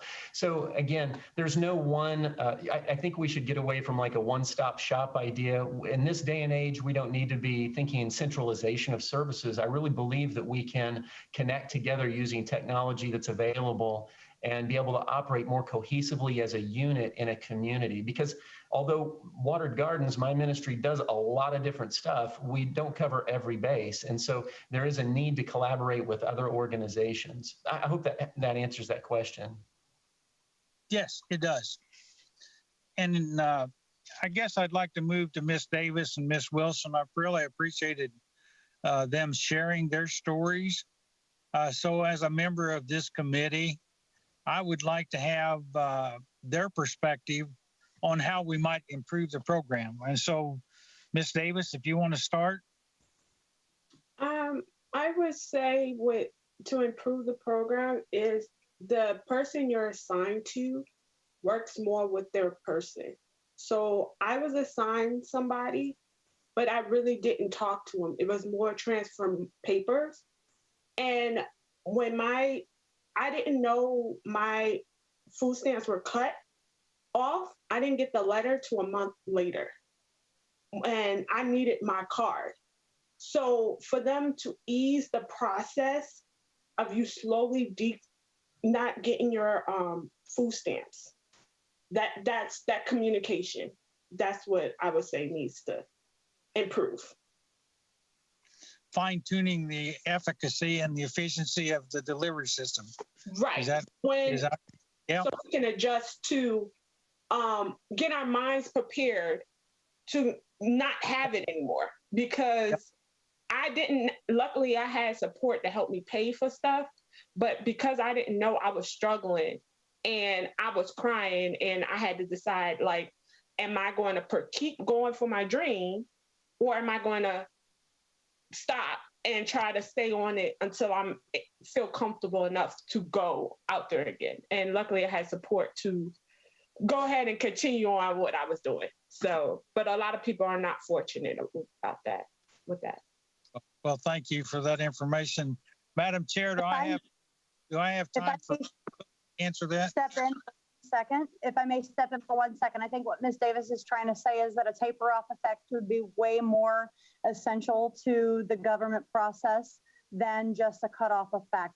If I may note, there are 2 chairmen on here who have now noted that government assistance has put them where they are today.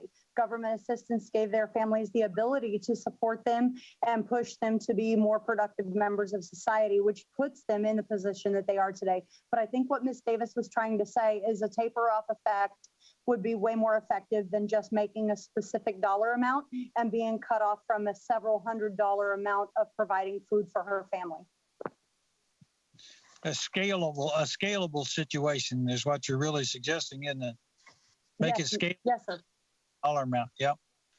Well, thank you. I appreciate all of the witnesses being here. Appreciate the opportunity to be on this, serve on this committee, and I yield back, Madam Chair. Thank you, Representative Beard, for your thoughtful questions. I now recognize the gentleman from California, Mr. Panetta, if you would unmute and ask your questions. Understood. Thank you, Madam Chair. I appreciate this opportunity. And let me thank all of the witnesses for your time, for your preparation, for your willingness to share not just your expertise, but your life experience with us today. So thank you very much. Once again, I'm Jimmy Panetta. I represent the Central Coast of California, just above my colleague Salud Carbajal's district. And in our district, in my district, we got a lot of bounty. Agriculture is the #1 industry. We got a lot of specialty crops, a lot of fresh fruits and vegetables. And unfortunately, technology hasn't caught up with the way how you harvest that. So we need a lot of people to do that. However, we don't just have bounty here. We got a lot of beauty too. So that makes it a little bit expensive, actually a lot expensive to live here on the Central Coast. And that's why a lot of the people that put food on our table, that are surrounded by fresh fruits and vegetables every day, doesn't necessarily mean that those people have access to those same fresh fruits and vegetables. Now, long before the pandemic, the very farm workers that put that food on our table and provided us with that food insecurity throughout the pandemic, food security throughout the pandemic, struggled disproportionately with hunger in 2019. And what I mean by that, nearly 9% of my constituents relied on SNAP. However, over the past year, as we've seen throughout the country, in my district, especially in the Salinas Valley, 1 in 4 children was food insecure. And by the end of last year, household food insecurity spiked to above 35% in certain parts of my district. Now, I saw it firsthand when I would go out and volunteer at the food banks and hand out the food and seeing the growing lines pretty much in all parts of the Central Coast.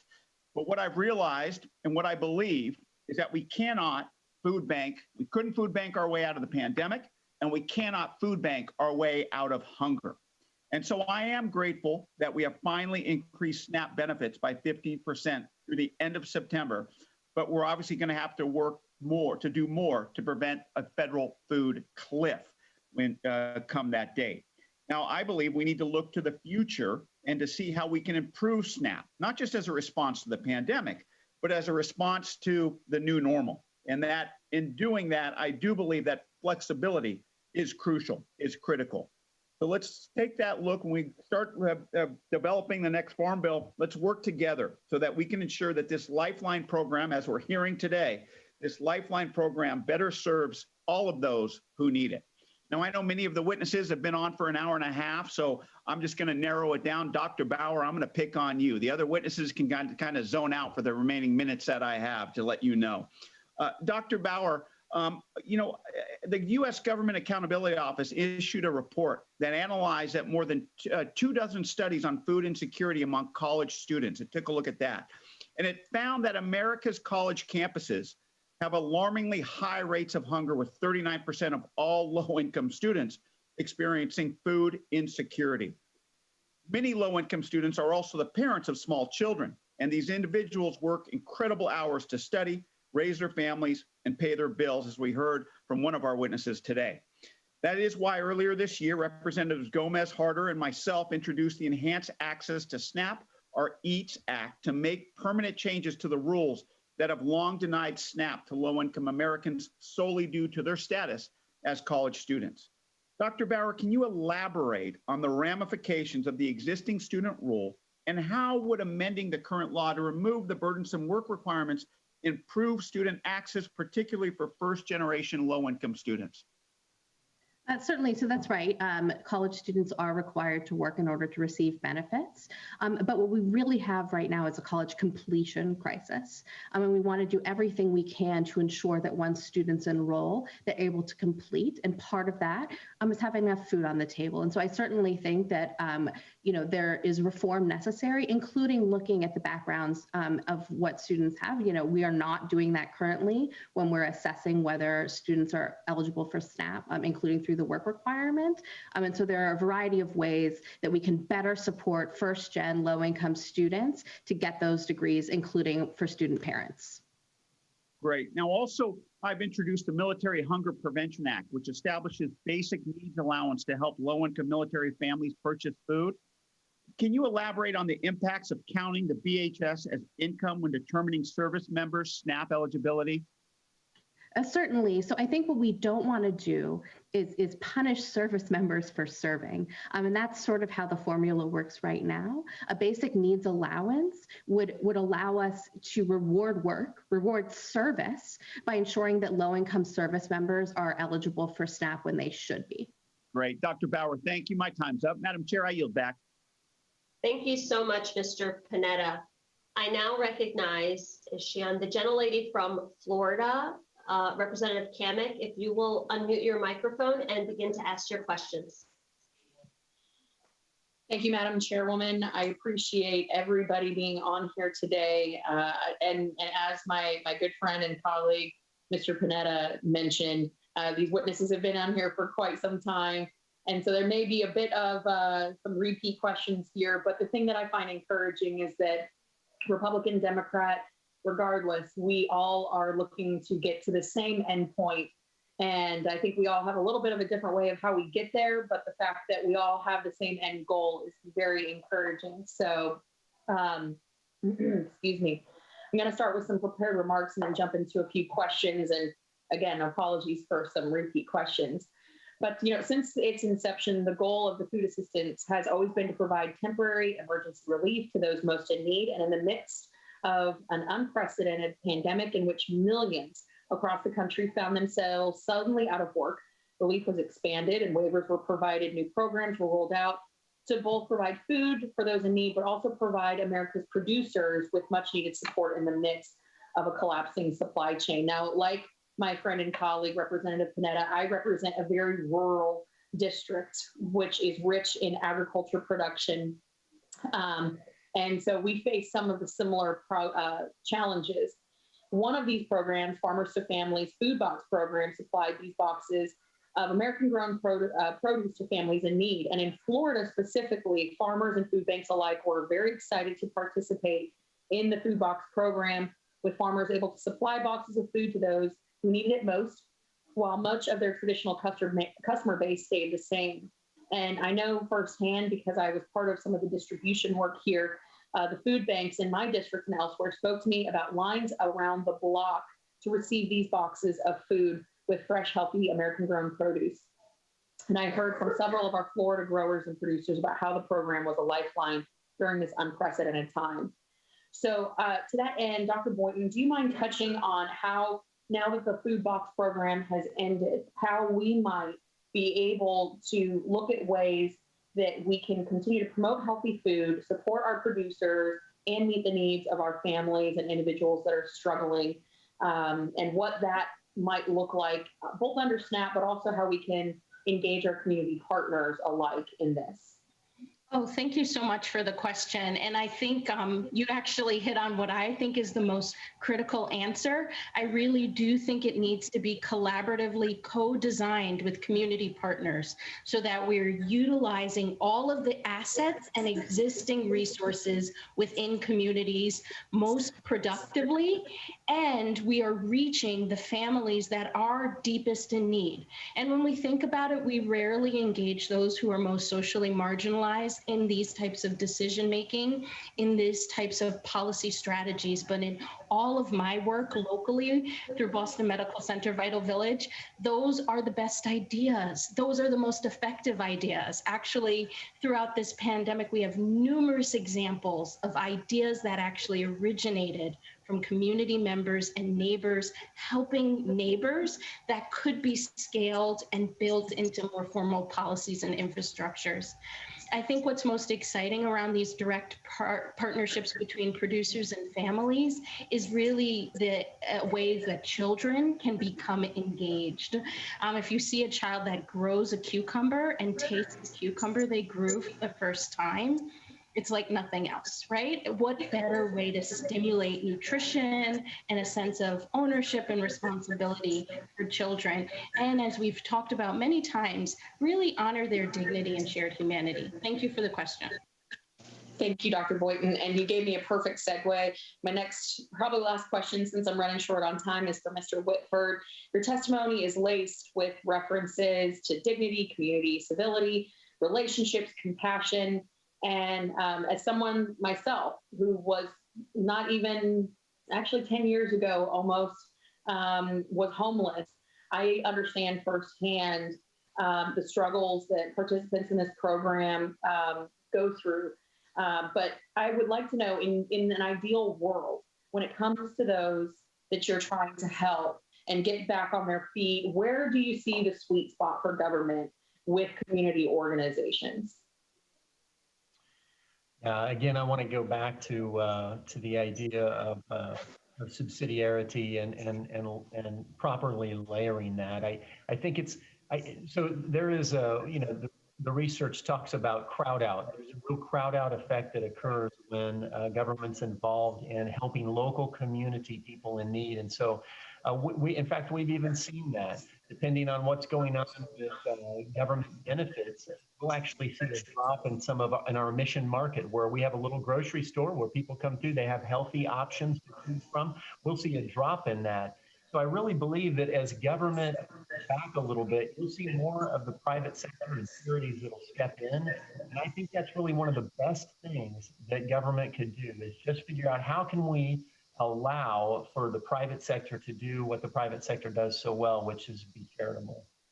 Thank you so much. Thank you, Madam Chairman. I yield back. Thank you, Representative Kamek, for your really thoughtful questions. I now would recognize the gentleman from the Mariana Islands, Mr. Sablan, who has joined us. Thank you so much. If you would unmute yourself and ask your questions. Thank you, Madam Chair, and congratulations on holding your first hearing. I apologize for my tardiness. I am juggling between 4 committees, and I just got notice that I need to vote to start it on natural resources. But Madam Chair and to the witnesses, I don't have a question. I just have a short comment. I have been working for 12 years now to bring SNAP to the Northern Mariana Islands because the Northern Mariana, my district, is one of 3 in the United States that are on block grant. And it is just so difficult whenever there's a disaster and we need additional funds, we have to go and legislate the funds and all different kinds of difficulties. And, you know, sometimes Congress works amazingly and like a slow boat, it just becomes a little faster or a little slower. But yeah, hunger is a different. Yesterday I went around and I visited elderlies at home. I went first to a place where they congregate, and then I followed this vehicle that distributes food to the homebound and had some conversations with those who are homebound. And some of them, you know, lost their qualification for food assistance because their income is $2 higher than the formula, or I mean the threshold. I mean, I'm not some, one of them actually, $2 higher than the threshold, and she lost something like $96 worth of food aid. That's what she was getting a month. That's the enhanced one, because usually we get $25 a month for an individual. But just I'm working, and I'll continue to work hard. And I asked the chairwoman's assistance and cooperation because this is really, I wouldn't be working this hard and asking for this if I don't think it was necessary. But I want to thank the witnesses for being here and sharing their thoughts with the committee. Madam Chair, thank you very much. With all due respect, I need to run back to natural resources for the votes that has just been called. Thank you so much, Mr. Sablan, and thank you for joining us, even briefly. Thank you. The next Republican witness member that I have is the gentleman from Texas, Mr. Cloud. but I don't see him. Are you on? Okay, that's fine. We'll go to Mr. Lawson, the gentleman from Florida, if you would unmute for your questioning, and we'll go back to Mr. Cloud as soon as he's on the platform. Mr. Lawson, if you want to unmute and begin your questions. Okay, thank you, Madam Chair. I want to thank you and the Ranking Member Johnson for this hearing. It's a very important hearing. To the members, I want to welcome all of you to the meeting today.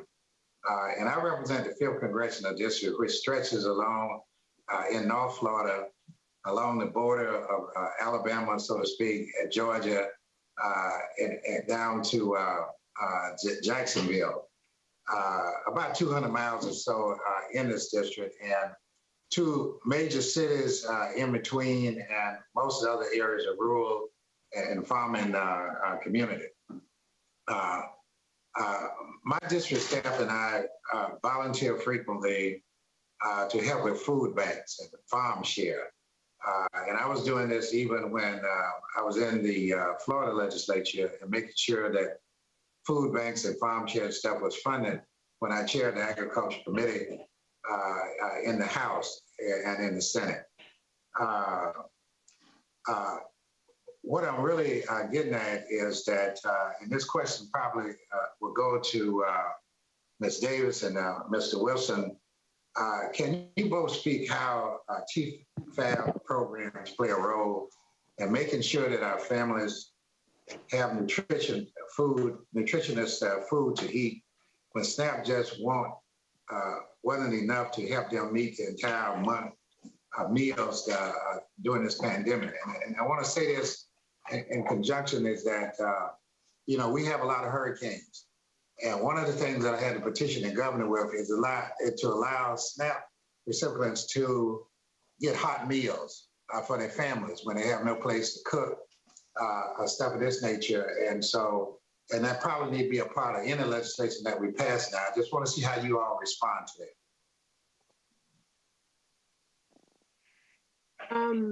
I'll go first. I think it's good for them to be access to hot meals because there's people that don't have a stove.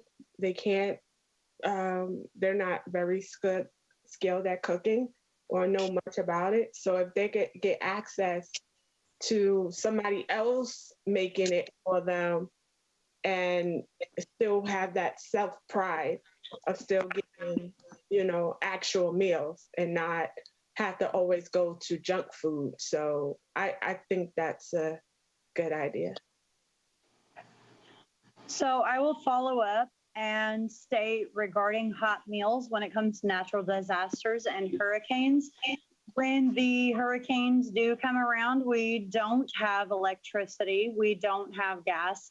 The hot meals, because they are denied on EBT SNAP, they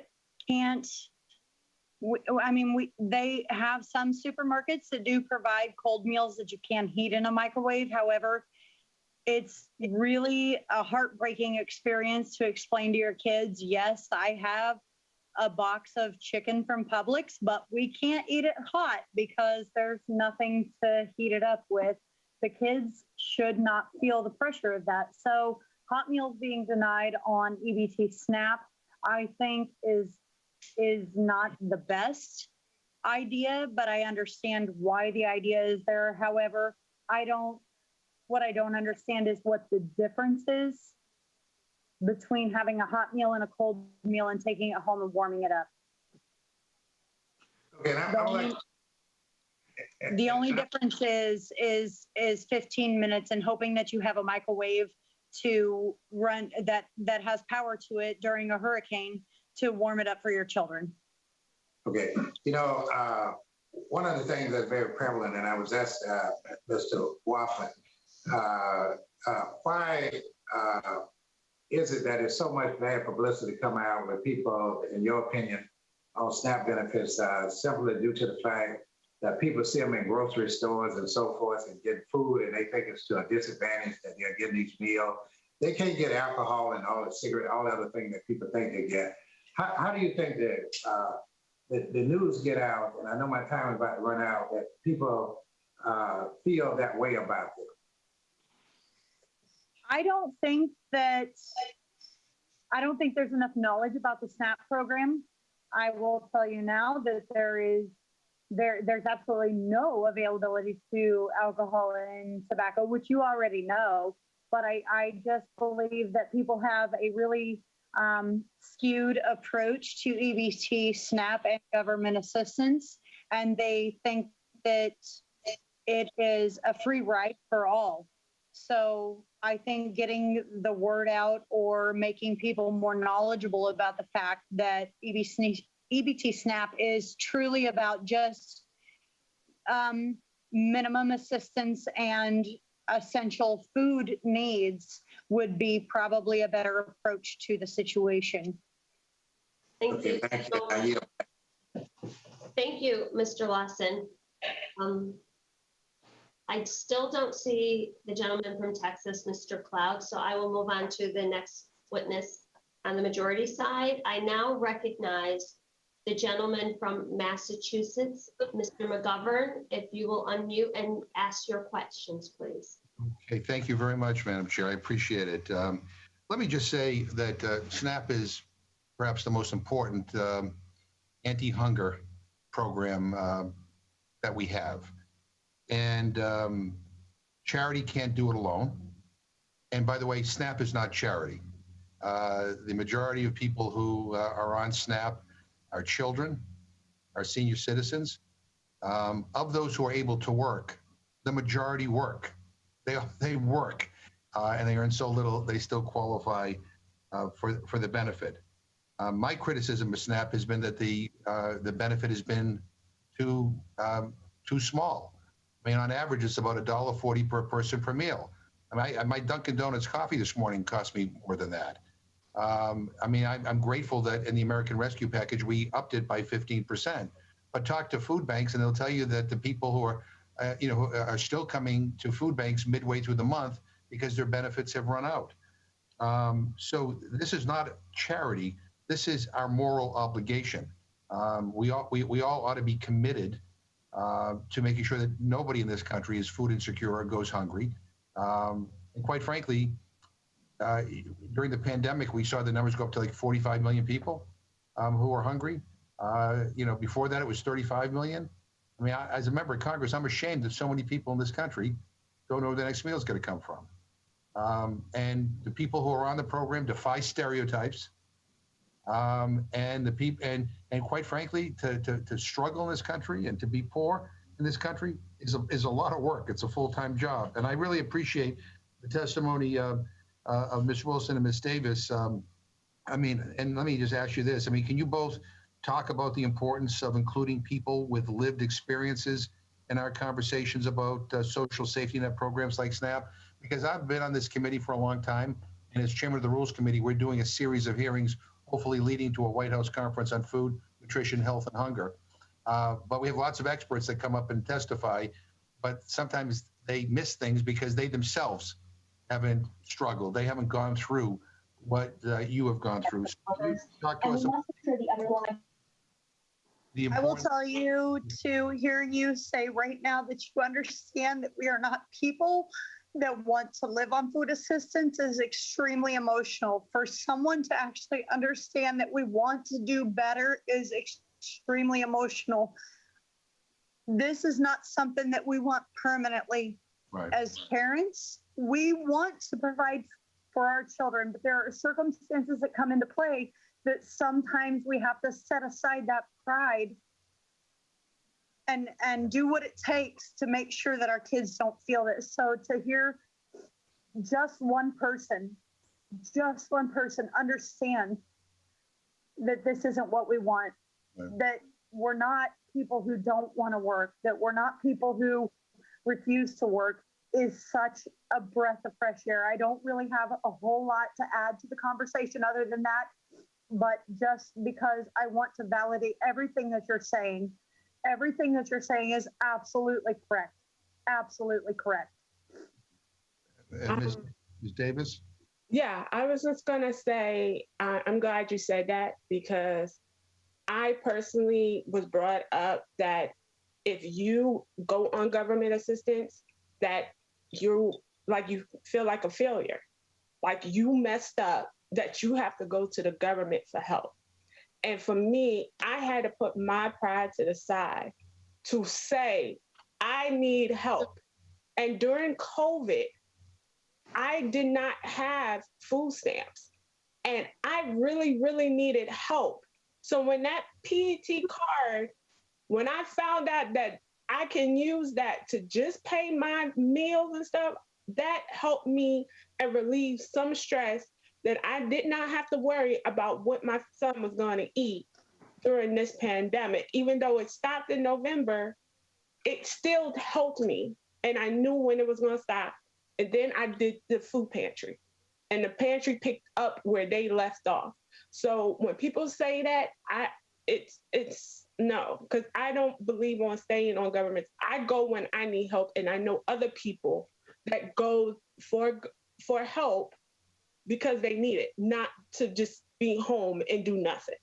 So, sorry. And I appreciate you both saying that, because I think far too often the commentary that comes out of Washington, D.C. does more to stigmatize people than help people get back on their feet. And so I appreciate both of you for your courage and for coming and sharing your stories. And I look forward to continuing to work with you and others on this panel. Thank you very much. I yield back.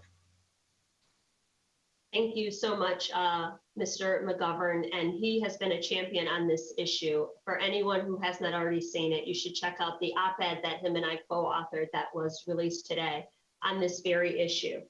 I now recognize the gentlelady from Louisiana for what I think is your inaugural hearing. Ms. Letlow, please unmute your microphone and ask your questions. Thank you, Chair Hayes. To all the witnesses, thank you for your time and participation in this hearing.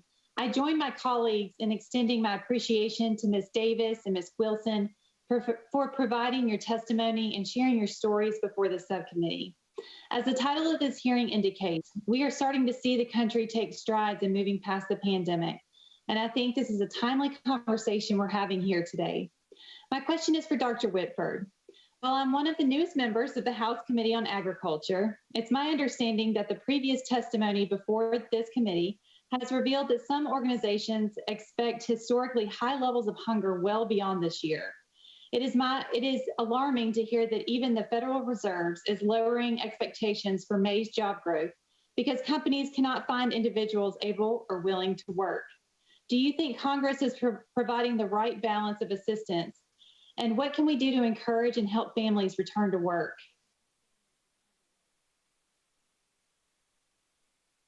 We've got to thank you. We've got to remember that the only way out of poverty, and I mean, I've just, again, 2 decades of seeing this, the only way out is through work. It is through a job.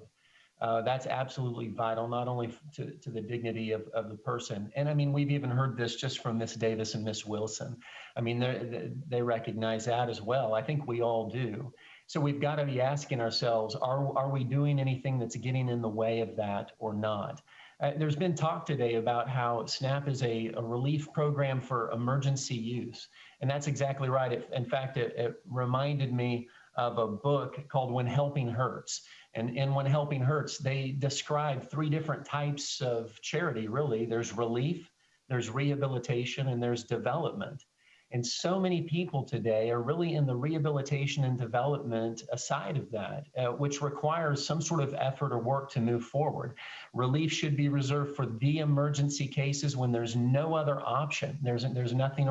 In fact, our community just recognized a 10th anniversary from an F5 tornado that ripped through the center of Joplin. It was of historic significance. It rendered 7,000 people homeless immediately, killed 161 people. And the relief effort was amazing right then.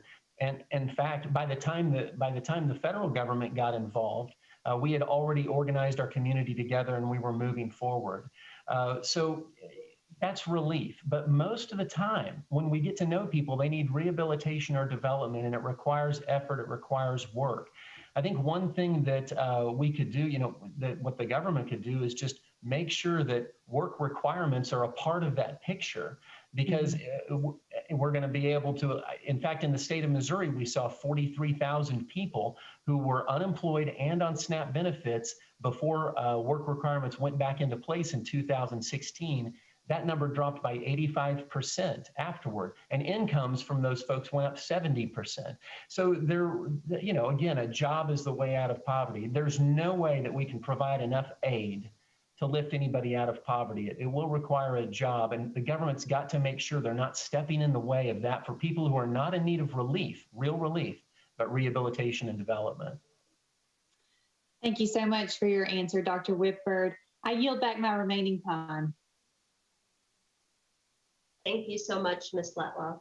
I now recognize the gentlelady from Virginia, who is on the full committee, but has waved on to join us today. Welcome to our subcommittee, Ms. Spamberger.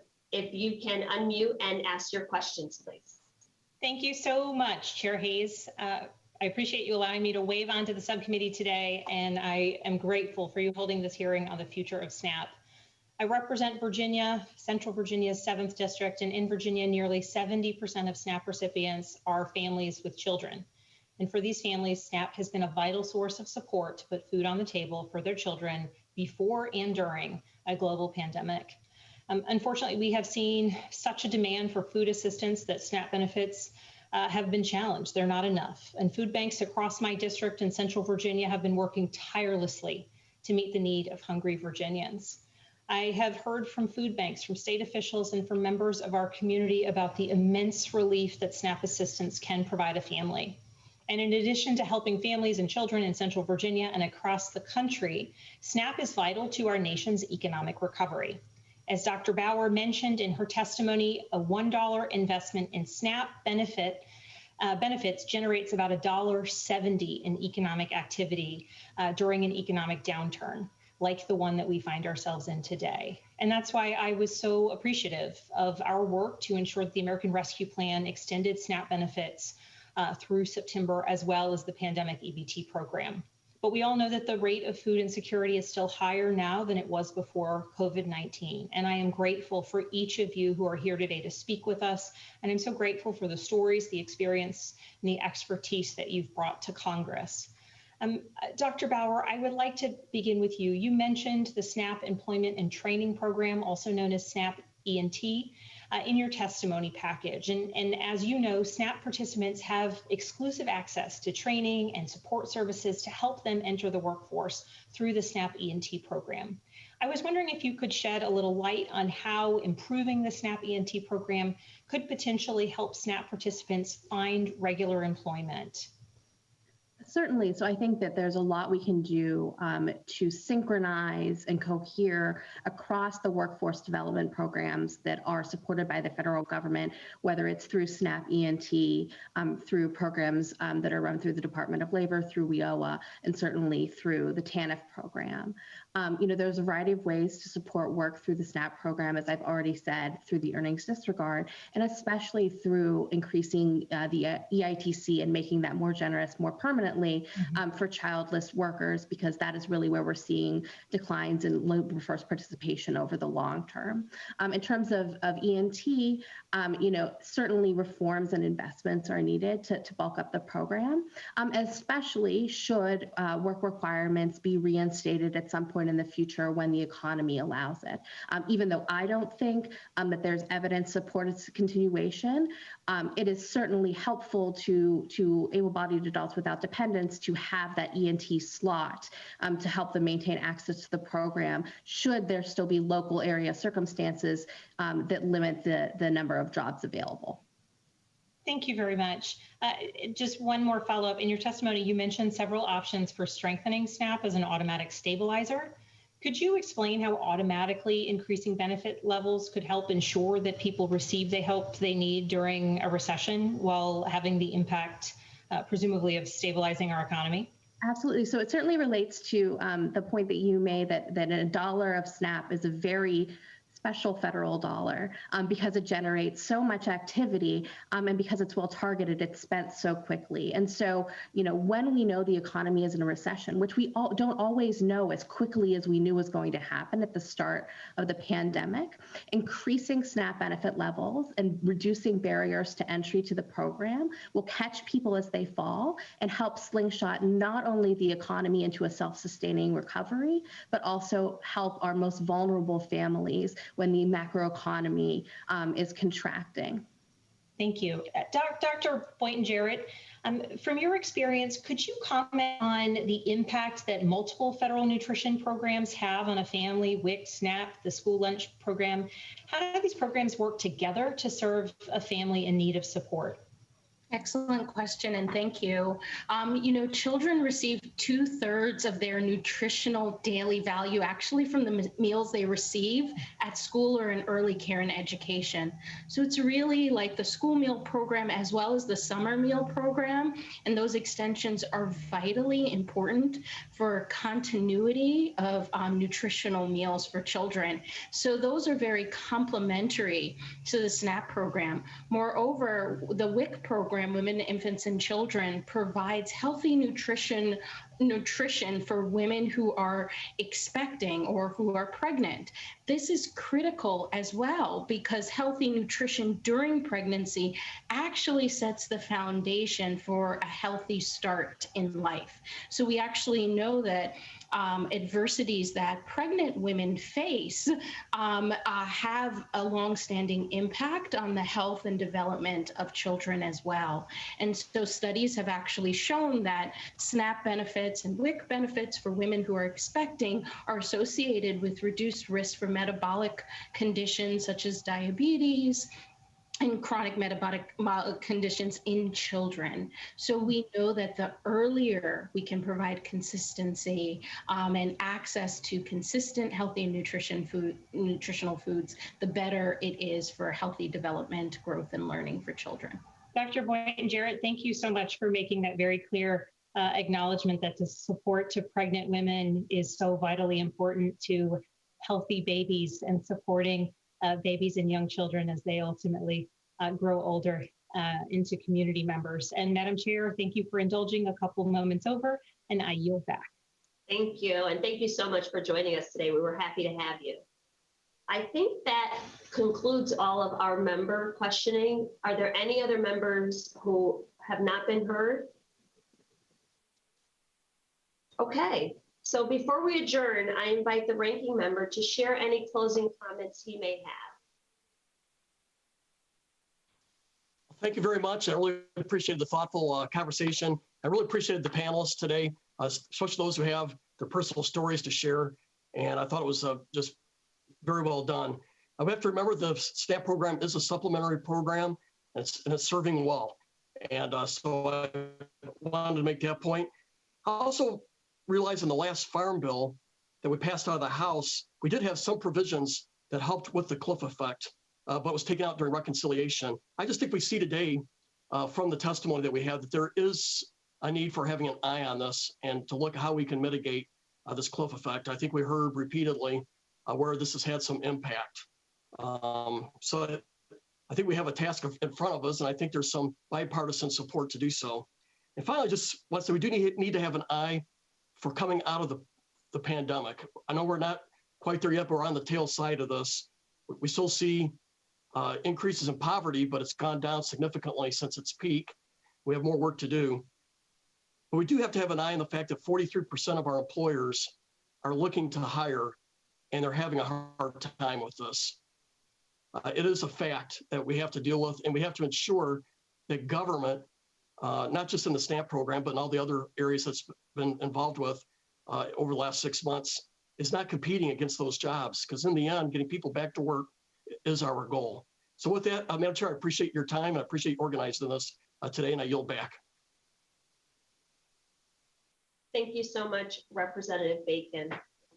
Before we adjourn, I want to once again thank my colleagues for their participation in today's hearing, which will help us to craft lasting, meaningful legislation on this subcommittee. I especially want to express my sincere thank yous to today's panel, both doctors who gave incredible testimony that was very impactful and really shared with us the research.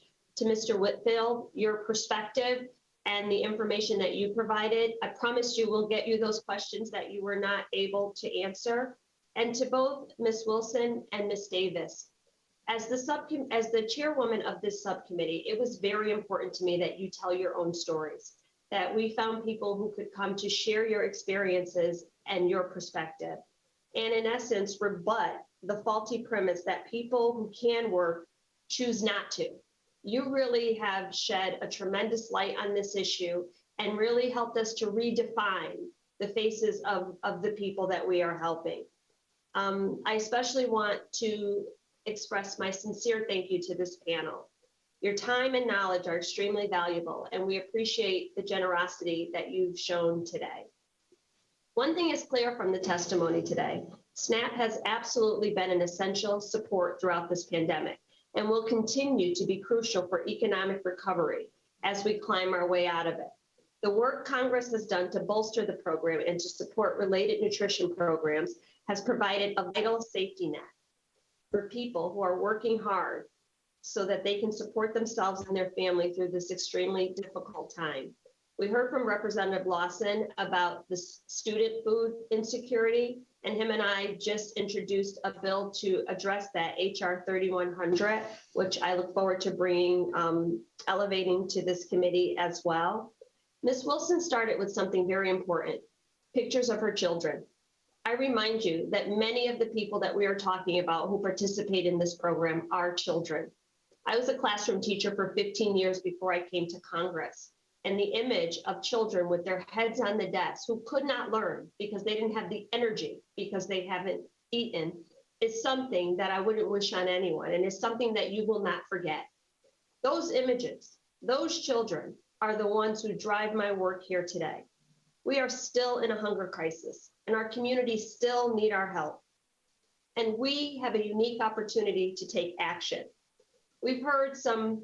At times, there were no hearings. There was no collaboration on these types of issues. Mr. Bacon, I say to you, we have the ability to change that. Let's work together. Let's use the information that we gathered here today to help get people fed before they have to show up at food banks.